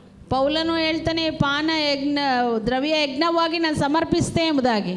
அன்பான தேவ சபையே, ಪ್ರಿಯ ದೇವ ಸಭೆಯೇ, நாமும் ஒருவருக்காக ஒருவர் பாரத்தோடு ஜெபிக்கிறவர்களாக காணப்பட வேண்டும். ನಾವು ಒಬ್ಬರಿಗೋಸ್ಕರ ಒಬ್ಬರು ಭಾರದಿಂದ ಪ್ರಾರ್ಥನೆ ಮಾಡೋರಾಗ ஜெபித்து பாருங்க. ನೀವು ಆ ಥರ ಪ್ರಾರ್ಥನೆ சபையில ஒருவருக்கு ஒரு பிரச்சனைன்னு வரும்பொழுது உங்க பிரச்சனையை போல ஏற்று அதற்காக போராடி ஜெபித்து பாருங்கள். ಸಭೆಯಲ್ಲಿ ಒಬ್ಬರಿಗೆ ಒಂದು ಸಮಸ್ಯೆ ಅಂತ ಬರುವಾಗ ಆ ಸಮಸ್ಯೆನ ನಿಮ್ಮ ಸಮಸ್ಯೆಯಾಗಿ ತೆಗೆದುಕೊಂಡು ಹೋರಾಡಿ ನೀವು ಪ್ರಾರ್ಥನೆ ಮಾಡಿ ನೋಡಿ. சபையிலே வித்தியாசத்தை நீங்களே பார்ப்பீர்கள். ಸಭೆಯಲ್ಲಿ ವ್ಯತ್ಯಾಸವನ್ನು ನೀವು ನೋಡ್ತೀರಾ. ஹalleluya, ஹalleluya, ஹalleluya, ஹalleluya. பவுல் சொல்கிறான், நான் ஜெபம் பண்ணும் பொழுதெல்லாம் இடைவிடாமல் உங்களை நினைத்து கொண்டிருந்து என்று சொல்லி. ಪೌಲನು ಹೇಳ್ತಾನೆ, ನಾನು ಪ್ರಾರ್ಥನೆ ಮಾಡುವಾಗೆಲ್ಲ ಎಡಬಿಡದೆ ನಿಮ್ಮನ್ನು ನೆನಪು ಮಾಡಿಕೊಂಡಿದ್ದೇನೆ. இடைவிடாமல் உங்களுக்காக ஜெபிக்கிறோம். ಎಡಬಿಡದೆ ನಿಮಗೋಸ್ಕರ ಪ್ರಾರ್ಥನೆ ಮಾಡ್ತೇನೆ. பகலிலும் இரவிலும் எப்பொழுதும் சபை நன்றாக இருக்க வேண்டும், தேவ ஜனங்கள் நன்றாக இருக்க வேண்டும். இதுதான் எங்கள் ஜெபம், இதுதான் எங்கள் பாரம். ಹಗಲು ರಾತ್ರಿ ಎಡಬಿಡದೆ ಸಭೆ ಚೆನ್ನಾಗಿರ್ಬೇಕೆಂಬುದಾಗಿ ನಾವು ಪ್ರಾರ್ಥನೆ ಮಾಡ್ತೇವೆ. ಇದೇ ನಮ್ಮ ಪ್ರಾರ್ಥನೆ, ಇದೇ ನಮ್ಮ ಭಾರವಾಗಿದೆ. ஹalleluya, ஹalleluya. மேய்ப்பனுடைய குணாதிசயங்களை பார்த்தோம், ஒரு 10 குணாதிசயங்களை பார்த்தோம். ಕುರುಬನ 10 ಗುಣಾತಿಶಯಗಳನ್ನು ನೋಡಿದ್ವಿ. ஸ்கிரீன்ல போட்டிருக்குது, பார்த்துக்குங்க. ನೀವು ಸ್ಕ್ರೀನಲ್ಲಿ ಹಾಕಿದೆ, ನೋಡ್ಕೊಳ್ರಿ. 8 தான் இருக்கு, என்ன 2 காணல. 8 ಮಾತ್ರ ಇದೆ, ಇನ್ನು 2 ಕಾಣ್ತಾ ಇಲ್ಲ. நேரம் குறைவாக இருக்கிறது. இப்பொழுது ஆடுகளின் குணாதிசயத்தை நாம் பார்க்க போகிறோம். ಸಮಯ ಸ್ವಲ್ಪ ಇರುವುದರಿಂದ ಈಗ ಕುರಿಗಳ ಒಂದು ಗುಣಾತಿಶಯಗಳನ್ನು ನೋಡ್ತೇವೆ. ஆடுகளுடைய குணாதிசயத்துல, ಕುರಿಗಳ ಗುಣಾತಿಶಯದಲ್ಲಿ 10ஆம் அதிகாரம் 4வது வசனத்துல 10ನೇ ಅಧ್ಯಾಯ 4ನೇ ವಾಕ್ಯದಲ್ಲಿ மேய்ப்பனின் சத்தத்தை அறிகிறது, ತನ್ನ ಕುರುಬನ ಸ್ವರವನ್ನು ಕಿವಿಗೊಡುತ್ತದೆ. ஆடுகள் அவன் சத்தத்தை அறிந்திருக்கிறது என்று சொல்லி பார்க்கிறோம். ಈ ಒಂದು ಕುರಿಗಳು ಆತನ ಸ್ವರವನ್ನು ಕೇಳಿಸಿಕೊಳ್ತವೆ ಎಂಬುದಾಗಿ ನೋಡಿದ್ದೇವೆ. அப்போ நாம் ஆடுகளாக இருக்கிற, கிறிஸ்துவுக்கு ஆடுகளாக இருக்கிற நாம் மேய்ப்பனின் சத்தம் என்று சொல்லும் பொழுது மேய்ப்பனை நாம் அறிந்திருக்கிறோமா? ಕುರಿಗಳು ಕುರುಬನ ಸ್ವರ ಅಂತ ಹೇಳುವಾಗ ನಾವು ಕುರುಬನ ಸ್ವರವನ್ನು ತಿಳ್ಕೊಂಡಿದ್ದೇವಾ? இல்ல, சத்தத்தை என்று சொல்லி மட்டும் இல்ல, நம்முடைய மேய்ப்பன் யார் என்று சொல்லி அறிந்திருக்கிறோமா? ಸ್ವರವನ್ನು ಅಂತ ಹೇಳುವಾಗ ನಮ್ಮ ಕುರುಬನು ಯಾರೆಂಬುದಾಗಿ ನಾವು ತಿಳ್ಕೊಂಡಿದ್ದೇವಾ? மேய்ப்பர் எப்படிப்பட்டவர் என்று சொல்லி அறிந்திருக்கிறோமா? ಕುರುಬನು ಎಂತವನು ಎಂಬುದಾಗಿ ನಾವು ತಿಳ್ಕೊಂಡಿದ್ದೇವಾ? நல்லவர், அவர் அன்புள்ளவர், அவர் இரக்கமுள்ளவர், அவர் மன்னிக்கிறவர், அவர் கொடுக்கிறவர், அவர் தயவுள்ளவர், இப்படி எல்லாம் அவருடைய குணாதிசயங்களை பார்க்கிறோம். ಆತನು ಒಳ್ಳೆಯವನು, ಆತನು ಶಕ್ತನು, ಆತನು ಕೃಪೆಯುಳ್ಳವನು, ದಯೆಯುಳ್ಳವನು, ಕನಿಕರ ಉಳ್ಳವನು, ಈ ರೀತಿ ಎಲ್ಲ ಆತನ ತಿಳ್ಕೊಂಡಿದ್ದೇವೆ. இன்னொரு விதத்திலையும் அவரை நாம் பார்க்கிறோம். ಇನ್ನೊಂದು ವಿಧದಲ್ಲೂ ನಾವು ಆತನ பட்சிக்கிற அக்னியா இருக்கிறார். ಆತನ ದಹಿಸುವ ಅಗ್ನಿಯಾಗಿದ್ದಾನೆ. அவர் பழி வாங்குகிறவராய் இருக்கிறார். ಆತನ ಮುಯಿ ತೀರಿಸುವವನಾಗಿದ್ದಾನೆ. உக்கிர கோபமுள்ளவராய் இருக்கிறார். ಆತನು ಉಗ್ರ ಕೋಪವುಳ್ಳವನಾಗಿದ್ದಾನೆ. அவர் கண்டிக்கிறவராக இருக்கிறார். ಆತನು ಖಂಡಿಸುವ, அவர் ಶಿಕ್ಷಿக்கிறவராக இருக்கிறார். ಆತನು ಶಿಕ್ಷಿಸುವವನಾಗಿದ್ದಾನೆ. அவர் தண்டிக்கிறவராக இருக்கிறார். ಆತನು ದಂಡಿಸುವವನಾಗಿದ್ದಾನೆ. அதுவும் மேய்ப்பனின் குணாதிசயம் தான். ಅದು ಕೂಡ ಕುರುಬನ ಗುಣಾತಿಶಯವೇ. இதுவும் நம்முடைய மேய்ப்பனுடைய குணாதிசயம் தான். ಇದು ನಮ್ಮ ಕುರುಬನ ಗುಣಾತಿಶಯನೇ. ஹalleluya, ஹalleluya. நாம் ஆராதிக்கிற தேவன் எப்படிப்பட்டவர் என்று சொல்லி நாம் நன்றாக அறிந்திருந்தால் மாத்திரமே கடைசி வரைக்கும் நாம் அவருக்காக வாழ முடியும். ನಾವು ಆರಾಧನೆ ಮಾಡುವಂತ ದೇವರು ಎಂತವರು ಅಂತ ನಾವು ತಿಳ್ಕೊಂಡ್ರೆ ಮಾತ್ರನೇ ಕೊನೆಯ ತನಕ அவருக்காக வாழ முடியும். ಆತನಿಗಾಗಿ வெறும் ஆசீர்வதிக்கிறவர் என்று சொன்னால் கண்டிப்பாக நாம் பின்வாங்கி போய் விடுவோம். ಬರೀ ಆಶೀರ್ವದಿಸುವವನು ಅಂತ ಹೇಳುವುದಾದ್ರೆ ನಾವು ಖಂಡಿತವಾಗಿ ಆತನ ನಾವು ನಿಲ್ಲಕ್ಕೆ ಸಾಧ್ಯ ಇಲ್ಲ. நமக்கு ஆண்டவர் கொடுத்திருக்கிற மேய்ப்பனுக்கு ஒரு பழக்கம் இருக்கிறது. ಆದರೂ ನಮಗೆ ದೇವರು ಕೊಟ್ಟಿರುವಂತ ಕುರುಬನಿ ಒಂದು ಅಭ್ಯಾಸ ಇದೆ. அவர் முன்னாடி வரும்போதெல்லாம் சில காரியங்களை அவர் பாரத்தோடு ஷேர் பண்ணுவார். ಮುಂದೆ ಬರುವಾಗೆಲ್ಲ ಅವರು ಕೆಲವು ಭಾರವನ್ನು ಹಂಚ್ಕೊಳ್ತಾರೆ. சில காரியம் ரிப்பீட்டடா இருக்கும். ಕೆಲವು ಕಾರ್ಯಗಳು ಪದೇ ಪದೇ ಹೇಳ್ತಾರೆ. சொன்னதே சொல்ற மாதிரி இருக்கும். ಹೇಳಿದ್ದನ್ನೇ ಹೇಳ ಹಾಗೆ ಇರ್ತದೆ. அந்த நேரத்தில் சிலருக்கெல்லாம் பொறுக்க முடியாது. ಆ ಸಮಯದಲ್ಲಿ ಕೆಲವರಿಗೆಲ್ಲ ಸಹಿಸ್ಕೊಳ್ಳೋಕ್ಕಾಗಲ್ಲ. எனக்கே சில நேரம் கஷ்டமா இருக்கும். ನನಗೆ ಕೆಲವು ಸಾರಿ ಕಷ್ಟವಾಗಿ கேட்பேன், ஏன் இதே திருப்பி திருப்பி சொல்றீங்க? ನಾನು ಹೇಳ್ತೀನಿ, ಯಾಕೆ ಇದನ್ನೇ ತಿರ್ಗಾ ತಿರ್ಗಾ ಹೇಳ್ತೀರಾ? அவர் ஒரு மேய்ப்பனா இருக்கிறதுனால, ಅವರು ಒಬ್ಬ ಕುರುಬನಾಗಿರುವುದರಿಂದ ஜனங்கள் சரியாகணுமே, ಇನ್ನೂ ಜನರು ಸರಿಯಾಗಿ ஆராதனைக்கு நேரத்தை சரியாக கடைபிடிக்கணுமே, ಆರಾಧನೆ ಸಮಯವನ್ನ ಸರಿಯಾಗಿ ಅವರು ஆராதனையில சரியாக இருக்க வேண்டுமே, ಆರಾಧನೆಯಲ್ಲಿ ಸರಿಯಾಗಿರ್ಬೇಕಲ್ಲ, கை தட்டி பாட வேண்டுமே, ಕೈ ತಟ್ಟಿ ಹಾಡಬೇಕಲ್ಲ, நேரத்தை கடைபிடிக்க வேண்டுமே, ಸಮಯವನ್ನ ಅವರು ಸರಿಯಾಗಿ ಪಾಲಿಸಬೇಕಲ್ಲ. பாருங்க, நான் எக்ஸாமுக்காக கோயம்புத்தூர் போயிருக்கும் பொழுது அங்க ஒரு சபைக்கு நான் போவேன். அங்க ஒரு ஏஜி சபைக்கு ನಾನು ಎಕ್ಸಾಮ್ಗಾಗಿ ಕೊಯಮತ್ತೂರ್ಗೆ ಹೋಗುವಾಗ ಅಲ್ಲಿರುವ ಏಜಿ ಸಭೆಗೆ ನಾನು ಹೋಗ್ತಾ ಇದ್ದೆ. அங்க மொத்தம் 4 ஆராதனை. நான் 7ல இருந்து 9 வரைக்கும் உள்ள ஆராதனைக்கு போவேன். ಅಲ್ಲಿ 4 ಆರಾಧನೆಗಳಿರ್ತಿದೆ. ಅದರಲ್ಲಿ ನಾನು 7 ರಿಂದ 9 ಗಂಟೆ ಆರಾಧನೆಗೆ ಹೋಗ್ತಾ ಇದ್ದೆ. நான் கரெக்ட் டைமுக்கு நம்ம தான் ஃபர்ஸ்ட் ஆளா போய் நிக்கிறோம்னு பார்த்தா அங்க ஒரு பெரிய கூட்டம் நின்னுட்டு இருக்கும். ನಾನು ಸರಿಯಾದ ಸಮಯಕ್ಕೆ ಹೋದ್ರೂ ಕೂಡ ನಾನೇ ಫಸ್ಟ್ ಹೋಗ್ತಾ ಇದ್ದೀನಿ ಅಂತ ನೆನೆಸ್ಕೊಂಡ್ರೆ ನನಗಿಂತ ಮುಂಚೆ ದೊಡ್ಡ ಗುಂಪು ಅಲ್ಲಿ ನಿಂತಿರ್ತಾ ಇತ್ತು. சரி, ஆராதனை ஸ்டார்ட் ஆகி உள்ள போய் நின்னோம்னா அந்த முதல் பாடல் முடியறதுக்குள்ளாக சபை நிரம்பி இருக்கும். ನಾನು ಸರಿ ಆರಾಧನೆ ಇನ್ನೂ ಸ್ಟಾರ್ಟ್ ಆಗಿಲ್ಲ ಅಂತ ಅಂದ್ರೆ ಮೊದಲು ಹಾಡು ಮುಕ್ತಾಯ ಆಗೋಷ್ಟರಲ್ಲೇ ಎಲ್ಲ ಜನರು ಬಂದ್ಬಿಟ್ಟಿರ್ತಾರೆ. அங்க ஒரு 600-700 பேர் ஒவ்வொரு ஆராதனைக்கு கூடி வருகிறாங்க. ಒಂದೊಂದು ಆರಾಧನೆಗೆ 600 ರಿಂದ 700 ಜನ ಕೂಡಿ ಬರ್ತಾರೆ.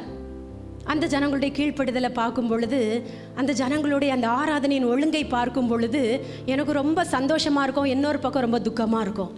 ಆರಾಧನೆಯ ಭಾಗವಹಿಸುವ ಜನರ ವಿಧೇಯತೆ ಮತ್ತು ಅವರ ದಾಹ ಆಸಕ್ತಿ ನೋಡುವಾಗ ಒಂದು ಕಡೆ ನಂಗೆ ತುಂಬ ಸಂತೋಷ, ಒಂದು ಕಡೆ ನಮ್ಗೆ ಬಹಳ ದುಃಖವಾಗಿದೆ. அந்த துக்கம் நம்முடைய மேய்ப்பருக்கு, தேவன் நம்முடைய சபைக்கு கொடுத்த ஊழியருக்கு இருக்கிறதுனால தான் அவர் இங்கே வரும்போதெல்லாம் அதை மறுபடியும் சொல்கிறார். ಆ ದುಃಖ ದೇವರು ನಮ್ಮ ಸಭೆಗೆ ಕೊಟ್ಟಿರುವ ಕುರುಬನಿಗೆ ಇರುವುದರಿಂದಲೇ ಅವರು ಇಲ್ಲಿ ಬರುವಾಗೆಲ್ಲ ಒಂದು ಕಾರ್ಯನ ಹೇಳಿದ್ದನ್ನೇ ಮತ್ತೆ ಮತ್ತೆ ಹೇಳ್ತಾ ಇರ್ತಾರೆ. அதுதான் மேய்ப்பனுடைய இருதயம். ಅದೇ ಕುರುಬನ ಒಂದು ಹೃದಯ. அப்போ நாம் நம்முடைய மேய்ப்பனை அறிந்திருக்கிறோமா? ಹಾಗಾದ್ರೆ ನಾವು ನಮ್ಮ ಕುರುಬನನ್ನ ತಿಳ್ಕೊಂಡಿದ್ದೀವಾ?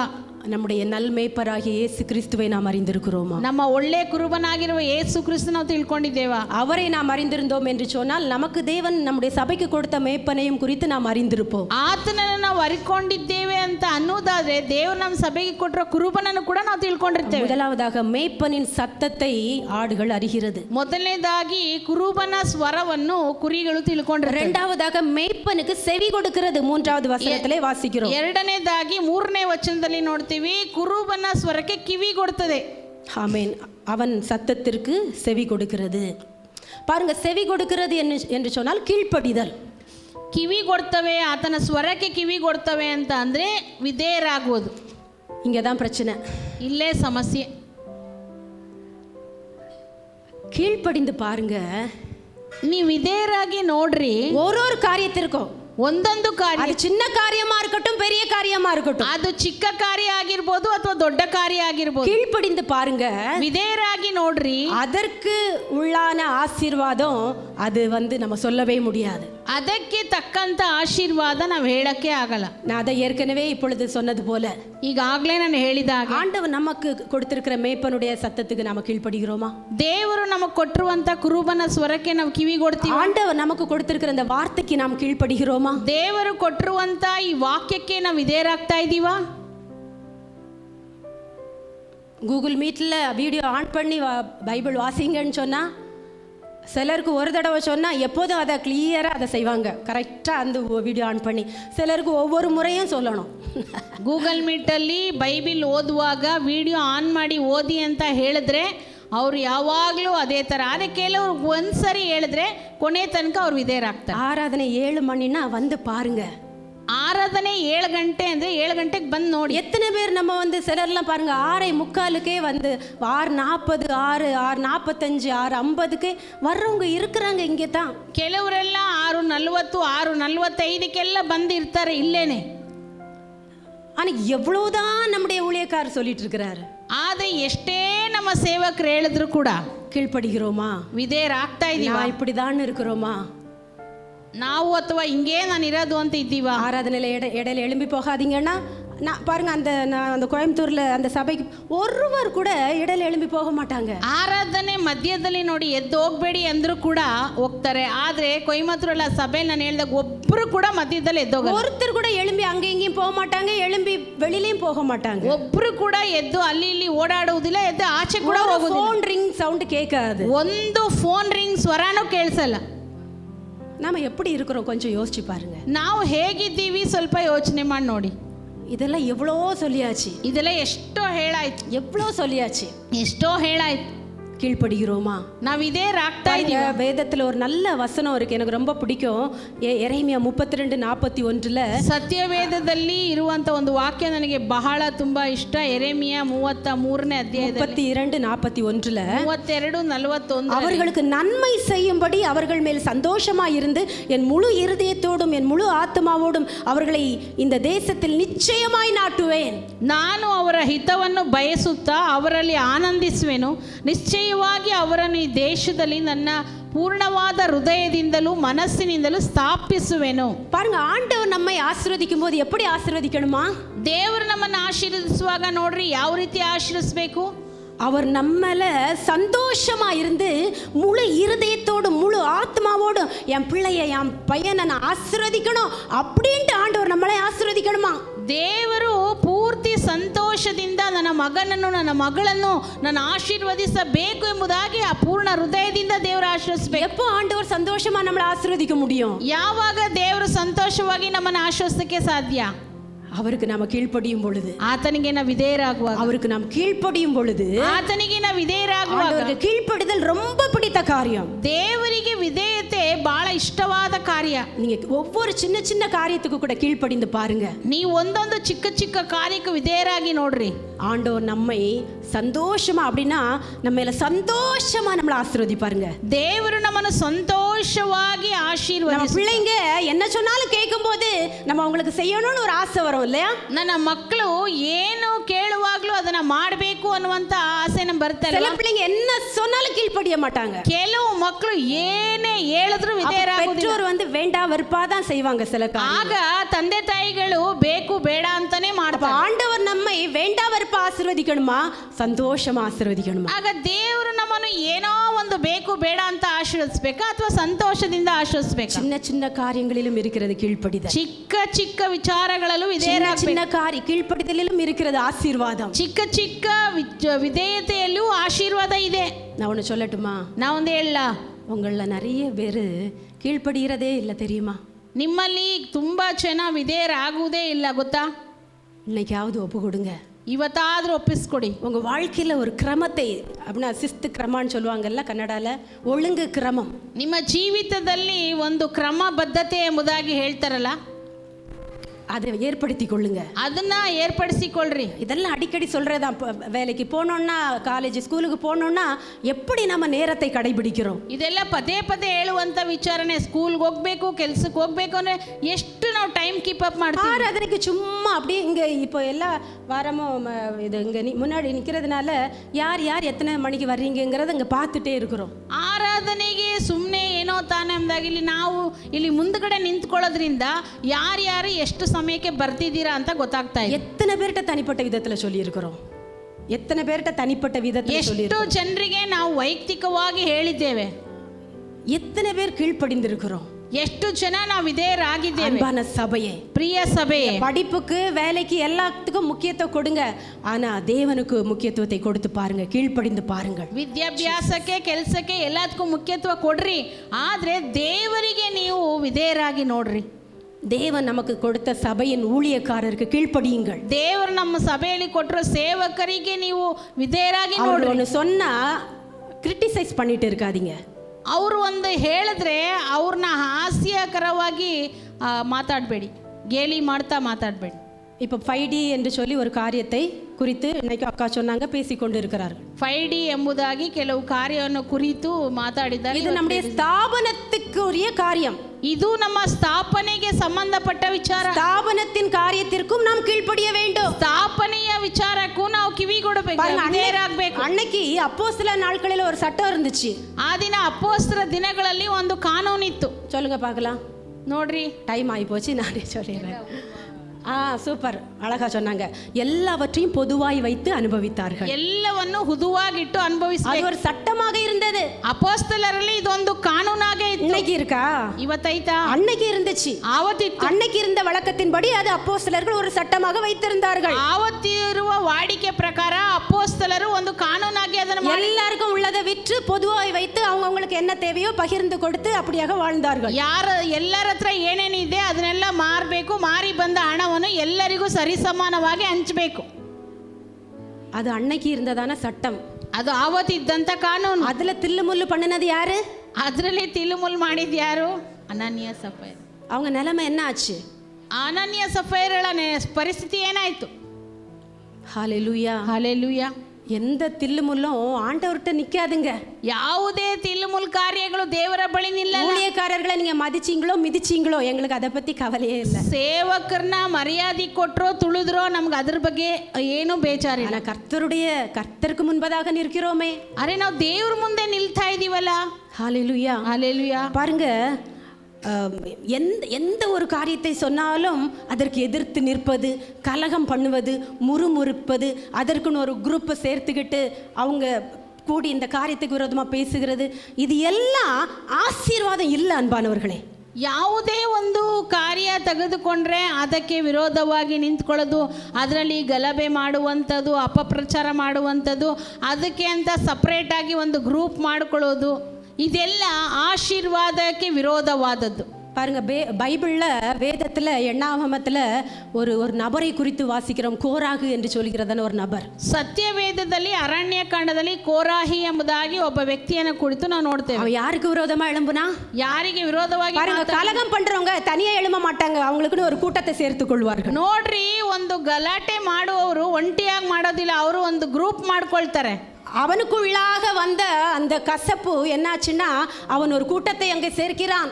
ಅವರ ಒಳಗಡೆ ಬಂದಂತ ಕಹಿತನ ಒಂದು ಗುಂಪಾಗಿ ಆಯಿತು. எண்ணாகம 16ஆம் அதிகாரத்திலே நீங்கள் அதை வாசிக்க முடியும். ಅರಣ್ಯಕಾಂಡ 16ನೇ ಅಧ್ಯಾಯದಲ್ಲಿ ನಿಮಗೆ ಅದು ಗೊತ್ತಾಗ್ತದೆ. அவன் மோசேக்கும் ஆரோனுக்கும் விரோதமா கூட்டம் கூடி அவன் என்ன சொல்றான்னா, நீங்கள் மிஞ்சி போகிறீர்கள், சபையார் எல்லாரும் பரிசுத்தமானவர்கள், கர்த்தர் அவர்கள் நடுவில் இருக்கிறாரே, இப்படி இருக்க கர்த்தருடைய சபைக்கு மேலாக உங்களை ஏன் உயர்த்துகிறீர்கள்? ஜீசஸ். எத்தனை வசனம்? 8வது வசனம், 3வது வசனம். ಆತನಲ್ಲಿ ಹೇಳ್ತಾ ಇದ್ದಾನೆ, ಮೋಶೆಗೆ ವಿರೋಧವಾಗಿ ತಿರುಗಿ ಬಿದ್ದರು. ಅವರು ಒಟ್ಟಾಗಿ ಕೂಡಿಕೊಂಡು ಮೋಶೆ ಆರೋನರ ಬಳಿಗೆ ಬಂದು ಅವರಿಗೆ, ನಿಮ್ಮಿಂದ ಸಾಕಾಯಿತು, ಈ ಸಮೂಹದವರಲ್ಲಿ ಪ್ರತಿಯೊಬ್ಬನು ದೇವರಿಗೆ ಪ್ರತಿಷ್ಠಿತನೇ, ಯೆಹೋವನು ಇವರೆಲ್ಲರ ಮಧ್ಯದಲ್ಲಿ ಇದ್ದಾನಲ್ಲವೇ? ಹೀಗಿರಲಾಗಿ ಯೆಹೋವನ ಸಮೂಹದವರಿಗಿಂತಲೂ ನಿಮ್ಮನ್ನು ನೀವೇ ಹೆಚ್ಚಿಸಿಕೊಳ್ಳುವುದೇನು ಎಂದು ಹೇಳಿದನು.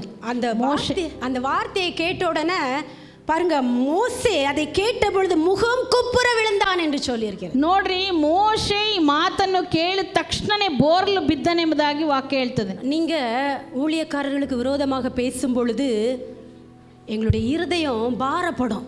ನೀವು ಸೇವಕರಿಗೆ ವಿರುದ್ಧವಾಗಿ ಮಾತಾಡುವಾಗ ಹೃದಯವು ಭಾರಪಡ್ತದೆ. நம்ம இவங்களை உண்மையா நேசிக்கிறோமே, ಇವ್ರನ್ನ ನಿಜವಾಗಿ ನಾವು ಪ್ರೀತಿ ಮಾಡ್ತೀವಿ, இவங்களுக்காக உண்மையா ஜெபிக்கிறோமே, ಇವ್ರಿಗಾಗಿ ನಾವು ಪ್ರಾರ್ಥನೆ ಮಾಡ್ತೀವಿ. ஏன் ஆண்டவரே இப்படி பேசுகிறார்கள்? ಯಾಕೆ ದೇವರೇ ಇವ್ರು ಈ ತರ ಮಾತಾಡ್ತಾರೆ? ஏன் இவங்க இப்படி நடந்து கொள்கிறார்கள்? ಯಾಕೆ ಇವ್ರು ಈ ತರ ನಡ್ಕೋತಾರೆ? நீங்க பின்னாடி உட்கார்ந்துட்டு பேசி, உங்களுக்கு சில நேரத்தில் பாஸ்டர் ஏதாவது கொஞ்சம் டைம் எடுத்துட்டா இல்லைன்னா ஏதாவது சொன்னா பின்னாடி யாராவது ஒருத்தர் சத்தமா அதை கிண்டல் பண்ணி கேலி பண்ணி பேசுகிறீங்க. ಇಲ್ಲಿ ಪಾಸ್ಟ್ ಏನಾದರೂ ಸ್ವಲ್ಪ ಸಮಯ ಹೆಚ್ಚಾಗಿ ತಗೋಬಿಟ್ರೆ ಹಿಂದ್ಗಡೆ ಕೂತ್ಕೊಂಡು ಮಾತಾಡಿಕೊಂಡು ಅಲ್ಲಿ ಅವ್ರಿಗೆ ಗೇಲಿಯಾಗಿ ಒಂದು ಕೇವಲವಾಗಿ ಮಾತಾಡ್ತಾ ಇರ್ತಾರೆ. அதை கேட்டு சிரிக்கிறதுக்கு ஒரு கூட்டம், ಅದ ಮಾತನ್ನ ಕೇಳಿ ನಗಾಡಕ್ಕೆ ಒಂದು ಜನ. இது ஆசீர்வாதமா நமக்கு? ಇದು ನಮ್ಗೆ ಆಶೀರ್ವಾದನಾ? சொல்லுங்க, இது நமக்கு ஆசீர்வாதமா? ಹೇಳ್ರಿ, ಇದು ನಮ್ಗೆ ಆಶೀರ್ವಾದನಾ? எபிரேயர் 13:17 வாசிக்கிறோம். ಇಬ್ರಿಯರಿಗೆ 13:17 ನಾವು ನೋಡ್ತೇವೆ, உங்களை நடத்துகிறவர்கள் உங்கள் ஆத்துமாக்களுக்காக உத்தரவாதம் பண்ணுகிறவர்களாய் விழித்திருக்கிறபடியால் அவர்கள் துக்கத்தோடே அல்ல சந்தோஷத்தோടെ அதை செய்யும்படி அவர்களுக்கு கீழ்ப்படிந்து அடங்குங்கள். அவர்கள் துக்கத்தோടെ அப்படி செய்தால் பிரயோஜனமாய் இருக்க மாட்டாதே என்று சொல்லி ನಿಮ್ಮ ಸಭಾಪಾಲಕರ ಮಾತನ್ನು ಕೇಳಿರಿ, ಅವರಿಗೆ ಅಧೀನರಾಗಿರಿ, ಅವರು ಲೆಕ್ಕ ಒಪ್ಪಿಸಬೇಕಾದವರಾಗಿ ನಿಮ್ಮ ಆತ್ಮಗಳನ್ನು ಕಾಯುವವರಾಗಿದ್ದಾರೆ. ಅವರು ವ್ಯಸನ ಪಡದೆ ಸಂತೋಷದಿಂದ ಇದನ್ನು ಮಾಡುವಂತೆ ನೋಡಿರಿ. ಅವರು ವ್ಯಸನದಿಂದಿರುವುದು ನಿಮಗೆ ಪ್ರಯೋಜನಕರವಾದದ್ದಲ್ಲ. கொரிந்தியர் 11:28 வாசிக்கிறோம். பவுல் சொல்லுகிறான், எல்லா சபையையும் குறித்து உண்டான பாரம், அந்த கவலை என்னை நாள்தோறும் நெருக்குகிறது. ಅಲ್ಲಿ 2 ಕೊರಿಂಥದವರಿಗೆ ಪೌಲನು ಹೇಳ್ತಾನೆ, ನನಗೆ ಸಭೆಯ ಕುರಿತಾದ ಭಾರ ನನ್ನ ದಿನಾದಿನದ ನಾನು ಒತ್ತುತ್ತಾ ಇದೆ ಎಂಬುದಾಗಿ. ஹalleluya, ஹalleluya. அன்பான சபையே, ಪ್ರಿಯ ಸಭೆಯೇ, அன்பான சபையே, ಪ್ರಿಯ ಸಭೆಯೇ, ஆண்டவர் நமக்கு ஒரு ஊழியக்காரர்களை கொடுத்திருக்கும் பொழுது, ದೇವರು ನಮಗೆ ಒಂದು ಸೇವಕನನ್ನು ಕೊಟ್ಟಿರುವಾಗ அவர்களுக்கு கீழ்ப்படிந்து பாருங்க, அது அவங்களுக்கு ஆசீர்வாதம். ಅವರಿಗೆ ನೀವು ವಿಧೇಯರಾಗಿ ನೋಡ್ರಿ, ಅದು ನಿಮ್ಗೆ ಆಶೀರ್ವಾದ. அவங்க எதுவும் பாவம் செய்யறதுக்கு சொல்லலையே, ಅದೇನು ಪಾಪ ಮಾಡಕ್ಕೆ ಅವ್ರು ಹೇಳಿ, நீங்க கெட்டு போறதுக்கு சொல்லலையே, ನೀವು ಕೆಟ್ಟೋಗಕ್ಕೆ ಅವ್ರು ಏನು ಹೇಳಿಲ್ಲ, தப்பு செய்யுங்கன்னு சொல்லலையே, ತಪ್ಪು ಮಾಡಿ ಅಂತ ಹೇಳಿಲ್ವಲ್ಲ. ஒரு ஸ்தாபனத்துல இருந்தா ஸ்தாபனத்தின் காரியத்தை சொல்லித்தான் ஆக வேண்டும். ಸ್ಥಾಪನೆಯಲ್ಲಿದ್ರೆ ಸ್ಥಾಪನೆಯ ವಿಚಾರನ ಅವ್ರು ಹೇಳಲೇಬೇಕು. சபை என்றால் சபையின் காரியத்தை சொல்லித்தான் ஆக வேண்டும். ಸಭೆ ಅಂತ ಹೇಳಿದ್ರೆ ಸಭೆ ವಿಚಾರ ಅವ್ರು ಹೇಳಲೇಬೇಕು. தேவைகளை சொல்லித்தான் ஆக வேண்டும். ಏನ್ ಅಗತ್ಯತೆ ಇದೆ ಅದನ್ನ ಹೇಳಲೇಬೇಕು. கேக்குறாங்க, ಕೇಳ್ತಾರೆ, என்ன முறுமுறுப்பு, ಏನು ಗುಣಗುಟ್ಟದು. பாருங்க, நாங்க ஒன்றும் பெர்ஃபெக்ட் இல்லைங்க. ನೋಡ್ರಿ, ನಾವು ಏನು ಸರಿಯಾದವರಲ್ಲ, நாங்களும் சாதாரணமான மனிதர்கள் தான். ನಾವು ಕೂಡ ಸಾಧಾರಣವಾದ ಮನುಷ್ಯರೇ. கிறிஸ்து ஒருவர் தான் பெர்ஃபெக்ட். ಯಾಕಂದ್ರೆ ಕ್ರಿಸ್ತನೊಬ್ಬನೇ ಒಂದು ಸರಿಯಾದ ವ್ಯಕ್ತಿ. நமக்கிட்ட சில குறைவுகள் இருக்கதான் செய்யுது. ನಮ್ಮ ಬಳಿಯಲ್ಲೂ ಕೆಲವು ಕೊರತೆಗಳು ಇದ್ದೇ ಇರ್ತದೆ. அவங்க அப்படி சொன்னாங்க, இப்படி சொன்னாங்க, ಅವ್ರು ಆಗ ಹೇಳಿದ್ರು, ಈಗ ಹೇಳಿದ್ರು, வரேன்னு சொன்னாங்க, வரல, ಬರ್ತೀನಿ ಅಂದ್ರು, ಬರಲಿಲ್ಲ. சில நேரம் சில சூழ்நிலைகளிலே சில காரியங்கள் சொன்ன வாக்கு அது நிறைவேற்ற முடியாத சூழ்நிலை ஆகிவிடும். ಕೆಲವು ಸಾರಿ ಕೆಲವು ಪರಿಸ್ಥಿತಿಗಳ ನಿಮಿತ್ತ ಕೊಟ್ಟ ಮಾತಿಗೆ ನಡ್ಕೊಳಕ್ಕಾಗಲ್ಲ. என்ன சொன்னாலும் குற்றம் கண்டுபிடிப்பது, ಏನ್ ಹೇಳಿದ್ರು ಅಲ್ಲಿ ಒಂದು குறைகளை பேசுவது, ಏನ್ ಹೇಳಿದ್ರು ತಪ್ಪು ಕಂಡಿಡಿಯೋದು, ಮಾತಾಡೋದು. ஆசீர்வாதம் இல்லைங்க, அது ஆசீர்வாத. ஆண்டவர் அன்னைக்கு மட்டும் அந்த கோராகு அவனோடு இருந்த அந்த கூட்டம் மோசேக்கும் ஆரோனுக்கு விரோதமாக எழும்பி அவர்களுக்கு விரோதமாக நின்னபோது அவர்களுக்கு நேர்ந்த முடிவு என்னவென்று சொல்லி நீங்கள் தொடர்ந்து அந்த வசனத்தை வாசித்து பாருங்கள். ಆ ಕೋರಾಹ ಮತ್ತೆ ಆತನ ಗುಂಪಿನವರು ಮೋಶೆಗೆ ವಿರೋಧವಾಗಿ ಮಾತಾಡಿದಾಗ ಅವರ ಮುಕ್ತಾಯ ಏನಾಯಿತು ಅಂತ ನಿಮ್ಗೆ ಅದೇ ವಾಕ್ಯದಲ್ಲಿ ಗೊತ್ತಾಗ್ತದೆ. ஆண்டவர் அன்னைக்கு மட்டும் இல்ல, இன்னைக்கும் நியாயம் தீர்க்கிறவர் தான். ದೇವರ ಆವತ್ತು ಮಾತ್ರ ಅಲ್ಲ, ಇವತ್ತಿಗೂ ನ್ಯಾಯ ತೀರಿಸ್ತಾನೆ. ஆண்டவருக்கு பயந்து ஊழியம் செய்கிறவர்களுக்கு, ದೇವರಿಗೆ ಭಯಪಟ್ಟು ಸೇವೆ ಮಾಡೋರು, நீதிமான்களுக்கு விரோதமாக, ನೀತಿವಂತರಿಗೆ ವಿರೋಧವಾಗಿ நீங்க துணிகரமா பேசுனீங்கன்னா, ನೀವು ಏನಾದ್ರೂ ಬೇಕಂತ ಮಾತಾಡಿದ್ರೆ அதற்கு நாம் இந்த பூமியிலே அதற்கு நியாயம் தீர்ப்பு உண்டு. ಅದಕ್ಕೆ ಈ ಭೂಮಿಯಲ್ಲೇ ನ್ಯಾಯ ತೀರ್ಪುಂಟು. பாருங்க, பெற்றோரா இருக்கிற நமக்கு நம்ம பிள்ளைங்க நம்முடைய இருதயம் வேதனைப்படும்படியா ஒரு பேசிட்டா எவ்வளவு கஷ்டமா இருக்கு இல்லையா? ನೋಡ್ರಿ, ಹೆತ್ತವರಾಗಿರುವಂತ ನಮಗೆ ನಮ್ಮ ಮಕ್ಕಳು ಮನಸ್ಸಿಗೆ ನೋವಾಗಂಗೆ ಏನಾದರೂ ಮಾತಾಡ್ಬಿಟ್ರೆ ಎಷ್ಟು ಕಷ್ಟವಾಗುತ್ತೆ ಅಲ್ವಾ? எத்தனை பேருக்கு கஷ்டம் ஆயிருக்கு? ಎಷ್ಟು ಜನರಿಗೆ ಅದು ಕಷ್ಟ ಆಗಿದೆ? கஷ்டம் ஆகுதுல்ல?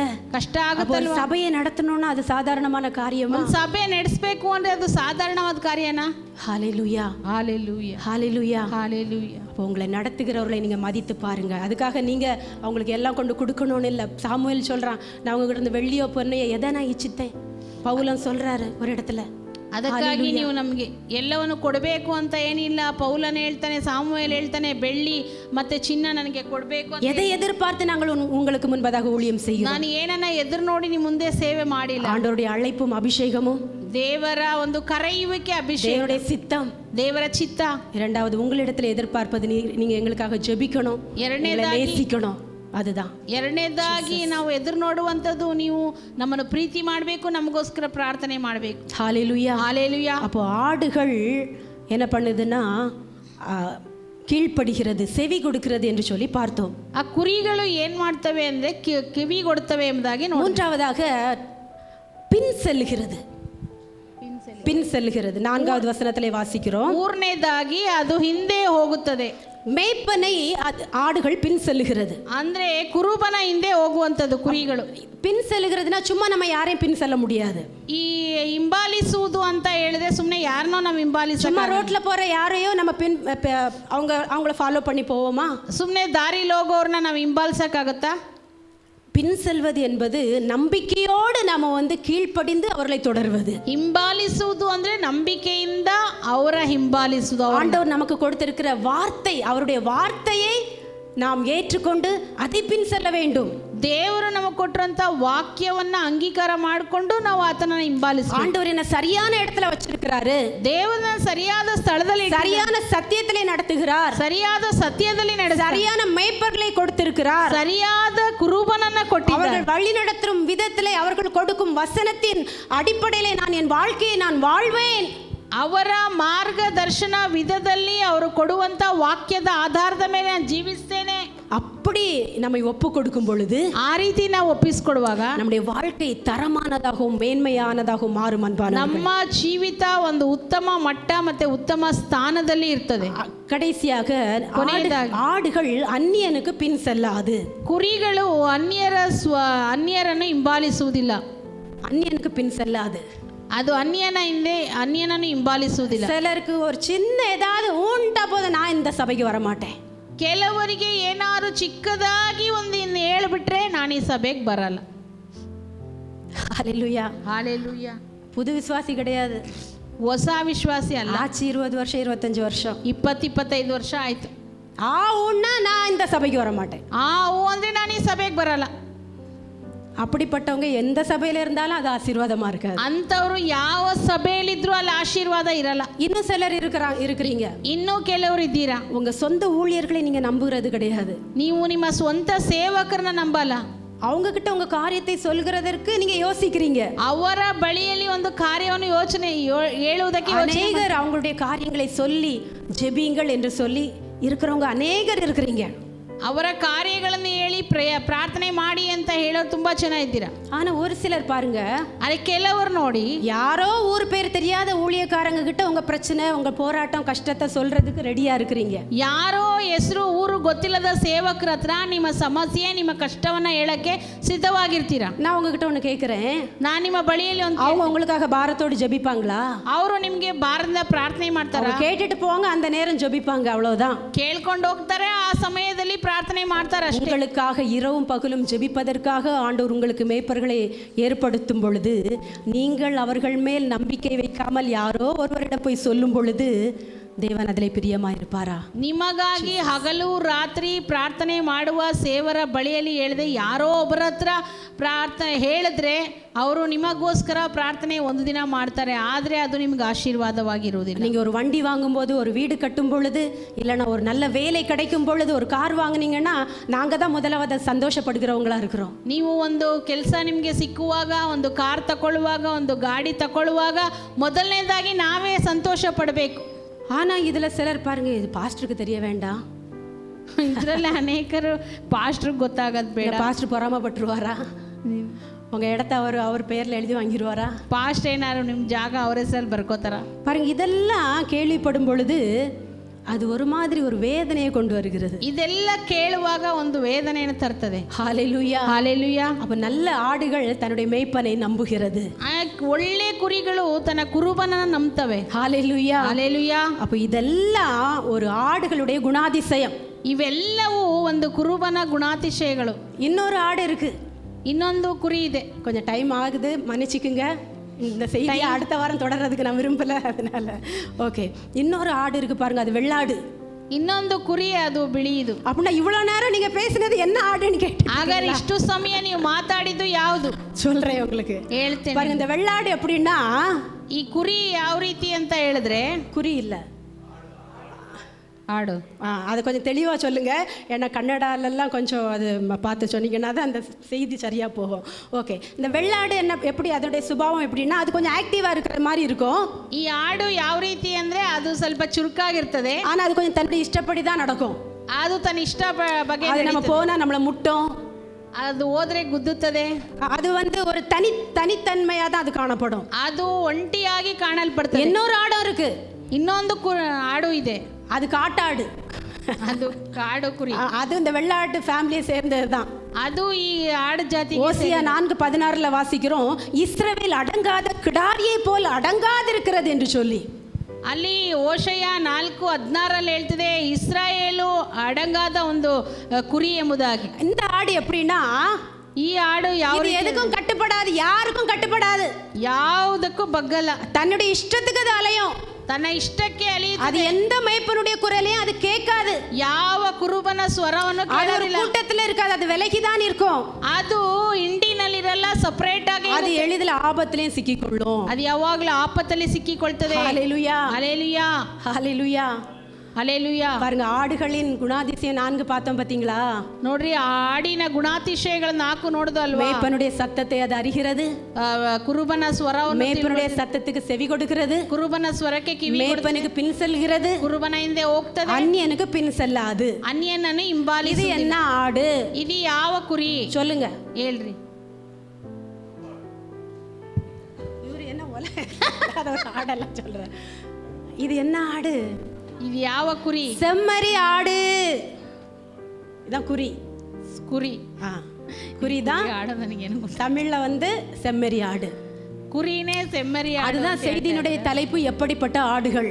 ಅದಕ್ಕೆ ಒಂದು ಸಂದೇಶದ ಶಿರೋನಾಮೆ, ಎಂತ ಆಡುಗಳು. ஏன்னா நிறைய ஆடெல்லாம் இருக்கு பாத்தீங்களா? ತುಂಬಾ ಆಡುಗಳು ಇದೆ ಅಲ್ವಾ? நாம் எப்படிப்பட்ட ஆடுகளாக இருக்கிறோம்? ನಾವು ಎಂತ ಆಡುಗಳಾಗಿದ್ದೇವೆ? இந்த 4 காரியம் சொன்னேன் பாத்தீங்களா? இது வந்து செம்மறி ஆட்டின் குணம். ಈ 4 ಕಾರ್ಯ ಹೇಳಿದ್ದು ಕುರಿಗಳ ಒಂದು ಗುಣ. செம்மறி ஆடு மேய்ப்பனுடைய சத்தத்தை அறிகிறது. ಆ ಒಂದು ಕುರಿ ತನ್ನ ಕುರುಬನ ಸ್ವರವನ್ನು ತಿಳ್ಕೊಳುತ್ತೆ. செம்மறி ஆடு மேய்ப்பனுடைய சத்தத்திற்கு செவி கொடுக்கிறது. ಆ ಕುರಿ ಬಂದು ಕುರುಬನ ಸ್ವರಕ್ಕೆ ಕಿವಿ ಕೊಡುತ್ತೆ. செம்மறி ஆடு மேய்ப்பனுக்கு பின் செல்கிறது. ಆ ಕುರಿ ಬಂದು ಕುರುಬನ ಹಿಂದೆ ಹೋಗುತ್ತೆ. செம்மறி ஆடு அந்நியனுக்கு பின் செல்லாது. ಈ ಕುರಿಗಳು ಅನ್ಯನನ್ನು ಹಿಂಬಾಲಿಸುವುದಿಲ್ಲ. நாம எந்த ஆடா இருக்கிறோம்? ನಾವು ಯಾವ ಕುರಿಗಳಾಗಿ? இயேசு கிறிஸ்து தன்னுடைய பிதாவுக்கு கீழ்ப்படிந்தார். என்ன ஆடாக கீழ்ப்படிந்தார் என்று சொன்னால் செம்மறி ஆடாக கீழ்ப்படிந்தார். ಯೇಸು ಕ್ರಿಸ್ತನು ತನ್ನ ತಂದೆಗೆ ಕಿವಿಗೊಟ್ಟನು ಅಂತ ಹೇಳುವಾಗ ಯಾವ ಕುರಿ ಅಂದ್ರೆ ಆತನು ಕುರಿಯಾಗಿ, ಯಜ್ಞದ ಕುರಿಯಾಗಿದ್ದ. ஏசாயா 53:7 வாசிக்கிறோம், தன்னை மயிர் கத்தரிக்கிறவனுக்கு முன்பாக சத்தமிடாதிருக்கிற ஆட்டை போல அவர் தம்முடைய வாயை திறவாதிருந்தார் என்று சொல்லி பார்க்கிறோம். ಅಲ್ಲಿ ಯೆಶಾಯ 53ನೇ ಅಧ್ಯಾಯದಲ್ಲಿ ನಾವು ನೋಡ್ತೇವೆ, ಆತನು ವಧ್ಯಸ್ಥಾನಕ್ಕೆ ಒಯ್ಯಲ್ಪಡುವ ಕುರಿಯಂತೆ ಆತನು ಯಾವುದೇ ಒಂದು ಮಾತು ಬಾಯಿ ಬಿಚ್ಚಲಿಲ್ಲ ಎಂಬುದಾಗಿ. எந்த ஆட்டினுடைய மயிர் கத்தரிக்கப்படுகிறது? ಯಾವ ಕುರಿಯ ಉಣ್ಣೆಯನ್ನು ಕತ್ತರಿಸಲ್ಪಡುತ್ತದೆ? செம்மறி ஆட்டினுடைய மயிர் தான் கத்தரிக்கப்படுகிறது. ಕುರಿಗಳಿರ್ತಲ್ಲ, ಅದರ ಒಂದು ಉಣ್ಣೆಯನ್ನೇ ಕತ್ತರಿಸುವ. இயேசு கிறிஸ்து ஒரு செம்மறி ஆடாக கீழ்ப்படிந்தார். ಯೇಸು ಕ್ರಿಸ್ತನು ಒಂದು ಕುರಿಯಾಗಿ ಕಾಣಲ್ಪಟ್ಟ. நியாய தீர்ப்புல ஆண்டவர் வந்து 2 ஆடுகளை பிரிக்கிறார். ನೋಡ್ರಿ, ನ್ಯಾಯ ವಿಚಾರಣೆಯಲ್ಲಿ ದೇವರು ಇದರಲ್ಲಿ 2 ಗುಂಪುಗಳನ್ನು ಚೆನ್ನಾಗಿ ಗಮನಿಸಿ. ஒரு கூட்டம் ஆடையும் இன்னொன்னு பன்னியையும் பிரிக்கல. ಒಂದು ಗುಂಪು ಕುರಿ ಮತ್ತೆ ಇನ್ನೊಂದು ಕಡೆ ಹಂದಿನ ಆತನು ஆடுகள் தான். ಅಲ್ಲಿ 2 ಕುರಿಗಳೇ. ஒண்ணு என்ன ஆடு? ಅಲ್ಲಿ ಒಂದು ಯಾವುದು? பரலோகத்திற்கு போகிற ஆடு என்ன ஆடு? ಪರಲೋಕಕ್ಕೆ ಹೋಗುವ ಕುರಿ ಎಂತದ್ದು? செம்மறி ஆடு. ಅದು ಕುರಿ. நரகத்திற்கு போகிற ஆடு என்ன ஆடு? ನರಕಕ್ಕೆ ಹೋಗುವಂತದ್ದು ಯಾವುದು? வெள்ள ஆடு. ಅದು ಆಡು. அப்படிதானே இருக்கு. ಹಾಗೆ ತಾನೇ ಇದೆ. மத்தேயு 25ஆம் அதிகாரத்துல அப்படிதானே இருக்கு. ಮತ್ತಾಯ 25 நான் ஆடு ஆடு ஆடு ஆடுன்னு சொல்லி ஆடிட்டு இருந்தோம்னா ஒன்றும் நடக்காது. ನಾನು ಆಡು ಆಡು ಆಡು ಅಂತ ಹೇಳ್ತಾ ಇದ್ರೆ ಯಾವುದು ನಡೆಯಲ್ಲ. செம்மறி ஆடாக இருக்கிறோமா? ನಾವು ಕುರಿಗಳಾಗಿದ್ದೇವೆ. எப்படிப்பட்ட ஆடுகளாக வேணுமானாலும் இருக்கலாம். ಎಂತ ಕುರಿಗಳಾಗಿ ಬೇಕಾದ್ರೆ வெள்ளாடா இஷ்டத்துக்கு இருக்கலாம். ಇಷ್ಟಕ್ಕೆ ತಕ್ಕಂತೆ ಇರಬಹುದು. காட்டாடா தன்னுடைய மேய்ப்பனுடைய சத்தத்தை கேட்காமல் நான் எவ்வளோ வேணாலும் சொல்லுங்க நான் இப்படித்தான் இருப்பேன்னு இருக்கலாம். ಅದು ಒಳ್ಳೆ ಕುರಿಯಾಗಿರ್ಬೋದು ಅಥವಾ ಕಾಡು ಕುರಿಯಾಗಿ ನಾನು ಕುರುಬನ ಸ್ವರ ಕೇಳುವುದಿಲ್ಲ, ನಾನು ಇಷ್ಟ ಬಂದಾಗೆ ಇರ್ತೀನಿ ಎಂಬುದಾಗಿಯೂ ಇರ್ಬೋದು. அப்படி ஆண்டோடைய சமூகத்தில் எழும்பி நிற்கலாம். ನಾವು ಹಾಗೆ ದೇವರ ಸನ್ನಿಧಿಯಲ್ಲಿ ಎದ್ದು ನಿಂತ್ಕೊಳ್ಳೋಣ. Thank you Lord, thank you Jesus, thank you Lord. நாம் இன்றைக்கு யோவான் 10ஆம் அதிகாரத்திலிருந்து மேய்ப்பனுடைய குணாதிசயங்கள், ஆடுகளின் குணாதிசயங்களை குறித்து நாம் பார்த்தோம். ಈ ದಿನ ಯೋಹನ 10ನೇ ಅಧ್ಯಾಯದಿಂದ ಕುರುಬನ ಗುಣಾತಿಶಯಗಳು, ಕುರಿಗಳ ಗುಣಾತಿಶಯಗಳನ್ನು ನೋಡಿದ್ದೇವೆ. ஆடுகளின் குணாதிசயத்தில் ಕುರಿಗಳ ಒಂದು ಗುಣಾತಿಶಯದಲ್ಲಿ செம்மறி ஆடு, வெள்ளாடு, காட்டாடு என்று சொல்லி பார்த்தோம். ನಾವು ಕುರಿಗಳು, ಆಡುಗಳು, ಕಾಡು ಕುರಿಗಳು ಎಂಬುದಾಗಿ ನೋಡಿದ್ವಿ. பாருங்க, ஆண்டவர் நம்முடைய கீழ்ப்படிதலை அவர் விரும்புகிறார். ನೋಡ್ರಿ, ದೇವರು ನಮ್ಮ ವಿಧೇಯತೆಯನ್ನು ಇಷ್ಟಪಡ್ತಾನೆ. அந்த கீழ்ப்படிதலுள்ள செம்மறி ஆடாக இயேசு கிறிஸ்து நமக்காக தன்னை ஒப்பு கொடுத்திருக்கும் பொழுது ஜீசஸ் ಅವಿಧೇಯ ಆಗುವ ಕುರಿಯಂತೆ ದೇವರು ನಮಗಾಗಿ ಒಪ್ಪಿಸಲ್ಕೊಡುವಾಗ நாம் எந்த அளவுக்கு நம்மை ஒப்பு கொடுக்க வேண்டும்? ಎಷ್ಟರ ಮಟ್ಟಿಗೆ ನಾವು ಒಪ್ಪಿಸ್ಕೊಡ್ಬೇಕು? ஒப்பு கொடுப்பீங்களா? ಒಪ್ಪಿಸ್ಕೊಡ್ತೀರಾ? ஒப்பு கொடுப்பீங்களா? ಒಪ್ಪಿಸ್ಕೊಡ್ತೀರಾ? ஆண்டவரே உம்மை போல நான் என்னை ஒப்பு கொடுக்கிறேன்னு சொல்லுங்க. ದೇವರೇ ನಿನ್ನ ಹಾಗೆ ನಾನು ಒಪ್ಪಿಸ್ಕೊಡ್ತೇನೆ. ஒரு செம்மறியாடாக என்னை கீழ்ப்படிய ஒப்பு கொடுக்கிறேன்னு சொல்லுங்க. ಒಂದು ಕುರಿಯಾಗಿ ನಾನು ವಿಧೇಯರಾಗುವುದಕ್ಕೆ ಒಪ್ಪಿಸ್ಕೊಡ್ತೀನಿ ಅಂತ ಹೇಳಿ. ஒரு காட்டாடாக, ஒரு வெள்ளாடாக நான் இருந்தது போதும். ಒಂದು ಕಾಡು ಕುರಿಯಾಗಿ, ಆಡುವಾಗಿ ನಾನು ಇದ್ದಿದ್ದು ಸಾಕು. நான் இப்படித்தான் இருப்பேன், இப்படித்தான் நடப்பேன் என்று சொல்லி வாழ்ந்தது போதும். ನಾನು ಹೀಗೆ ಇರ್ತೀನಿ, ಹೀಗೆ ಇರಕ್ಕೆ ಇಷ್ಟಪಡ್ತೀನಿ ಅಂತ ಬಾಳಿದ್ದು ಸಾಕು. ஆண்டவரே என்னை உண்மையாய் ஒப்பு கொடுக்கிறேன்னு சொல்லுங்க. ದೇವರೇ ನಿಜವಾಗಿ ನಾನು ஒரு ಒಪ್ಪಿಸ್ಕೊಡ್ತೀನಿ. செம்மறியாடா ஒப்பு கொடுக்கிறேன்னு நீங்க ಒಂದು ஒப்பு ಕುರಿಯಾಗಿ கொடுத்தீங்கன்னா ನಾನು ಒಪ್ಪಿಸ್ಕೊಡ್ತೀನಿ ಅಂತ ಹೇಳಿ நல்மேய்ப்பராகிய இயேசு கிறிஸ்து, ಒಳ್ಳೆಯ ಕುರುಬನಾಗಿರುವ ಯೇಸು ಕ್ರಿಸ್ತನು சங்கீதம் 23 உள்ள அந்த ஆசீர்வாதத்தின்படி நம்மை நிச்சயமாக ஆசீர்வதிப்பார். ಕೀರ್ತನೆ 23 ಆಶೀರ್ವಾದದ ಪ್ರಕಾರ ನಮ್ಮ ನಿಶ್ಚಯವಾಗಿ ஒவ்வொரு சிறியவர், பெரியவர், வாலிபர்கள், ஆண்கள், பெண்கள் ஒவ்வொருவரும் செம்மறியாடாக ஒப்பு கொடுங்க. ஒரு சின்ன விஷயத்துக்கு நான் கீழ்ப்படிவேன், நான் எதிர்த்து நிற்க மாட்டேன், நான் கலகம் பண்ண மாட்டேன், நான் கீழ்ப்படிவேன், நான் ஒவ்வொரு காரியத்துக்கும் நான் கீழ்ப்படிவேன், என்னுடைய மேய்ப்பனுடைய சத்தத்தை நான் கேட்பேன், அவரை நான் பின் செல்வேன், அந்நியனுடைய பின் செல்ல மாட்டேன். ஓ ஹalleluya என்று சொல்லி நீங்கள் உண்மையாய் உங்களை ஒப்பு கொடுத்தீர் பாருங்கள். ಚಿಕ್ಕವರು, ದೊಡ್ಡವರು, ಯವನಸ್ಥರು, ಹಿರಿಯರು ಎಲ್ಲರೂ ಕೂಡ ನಾನು ಕುರಿಯಾಗಿರ್ತೀನಿ, ಕುರಿಯಾಗಿರುವುದಕ್ಕೆ ನಾನು ಒಪ್ಪಿಸ್ಕೊಡ್ತೇನೆ, ನನ್ನ ಕುರುಬನ ಸ್ವರಕ್ಕೆ ನಾನು ಕಿವಿ ಕೊಡ್ತೀನಿ, ನಾನು ಕಾಡು ಕುರಿಯಂತೆ ಇರದೆ ನಾನು ವಿಧೇಯಳಾಗ್ತೀನಿ, ಚಿಕ್ಕ ಚಿಕ್ಕ ವಿಚಾರಗಳಿಗೂ ನಾನು ವಿಧೇಯಳಾಗ್ತೀನಿ ಎಂಬುದಾಗಿ ಇಲ್ಲಿರುವಂಥ ಪ್ರತಿಯೊಬ್ಬರು ದೇವರ ಸನ್ನಿಧಿಯಲ್ಲಿ ಒಪ್ಪಿಸ್ತಾರೆ.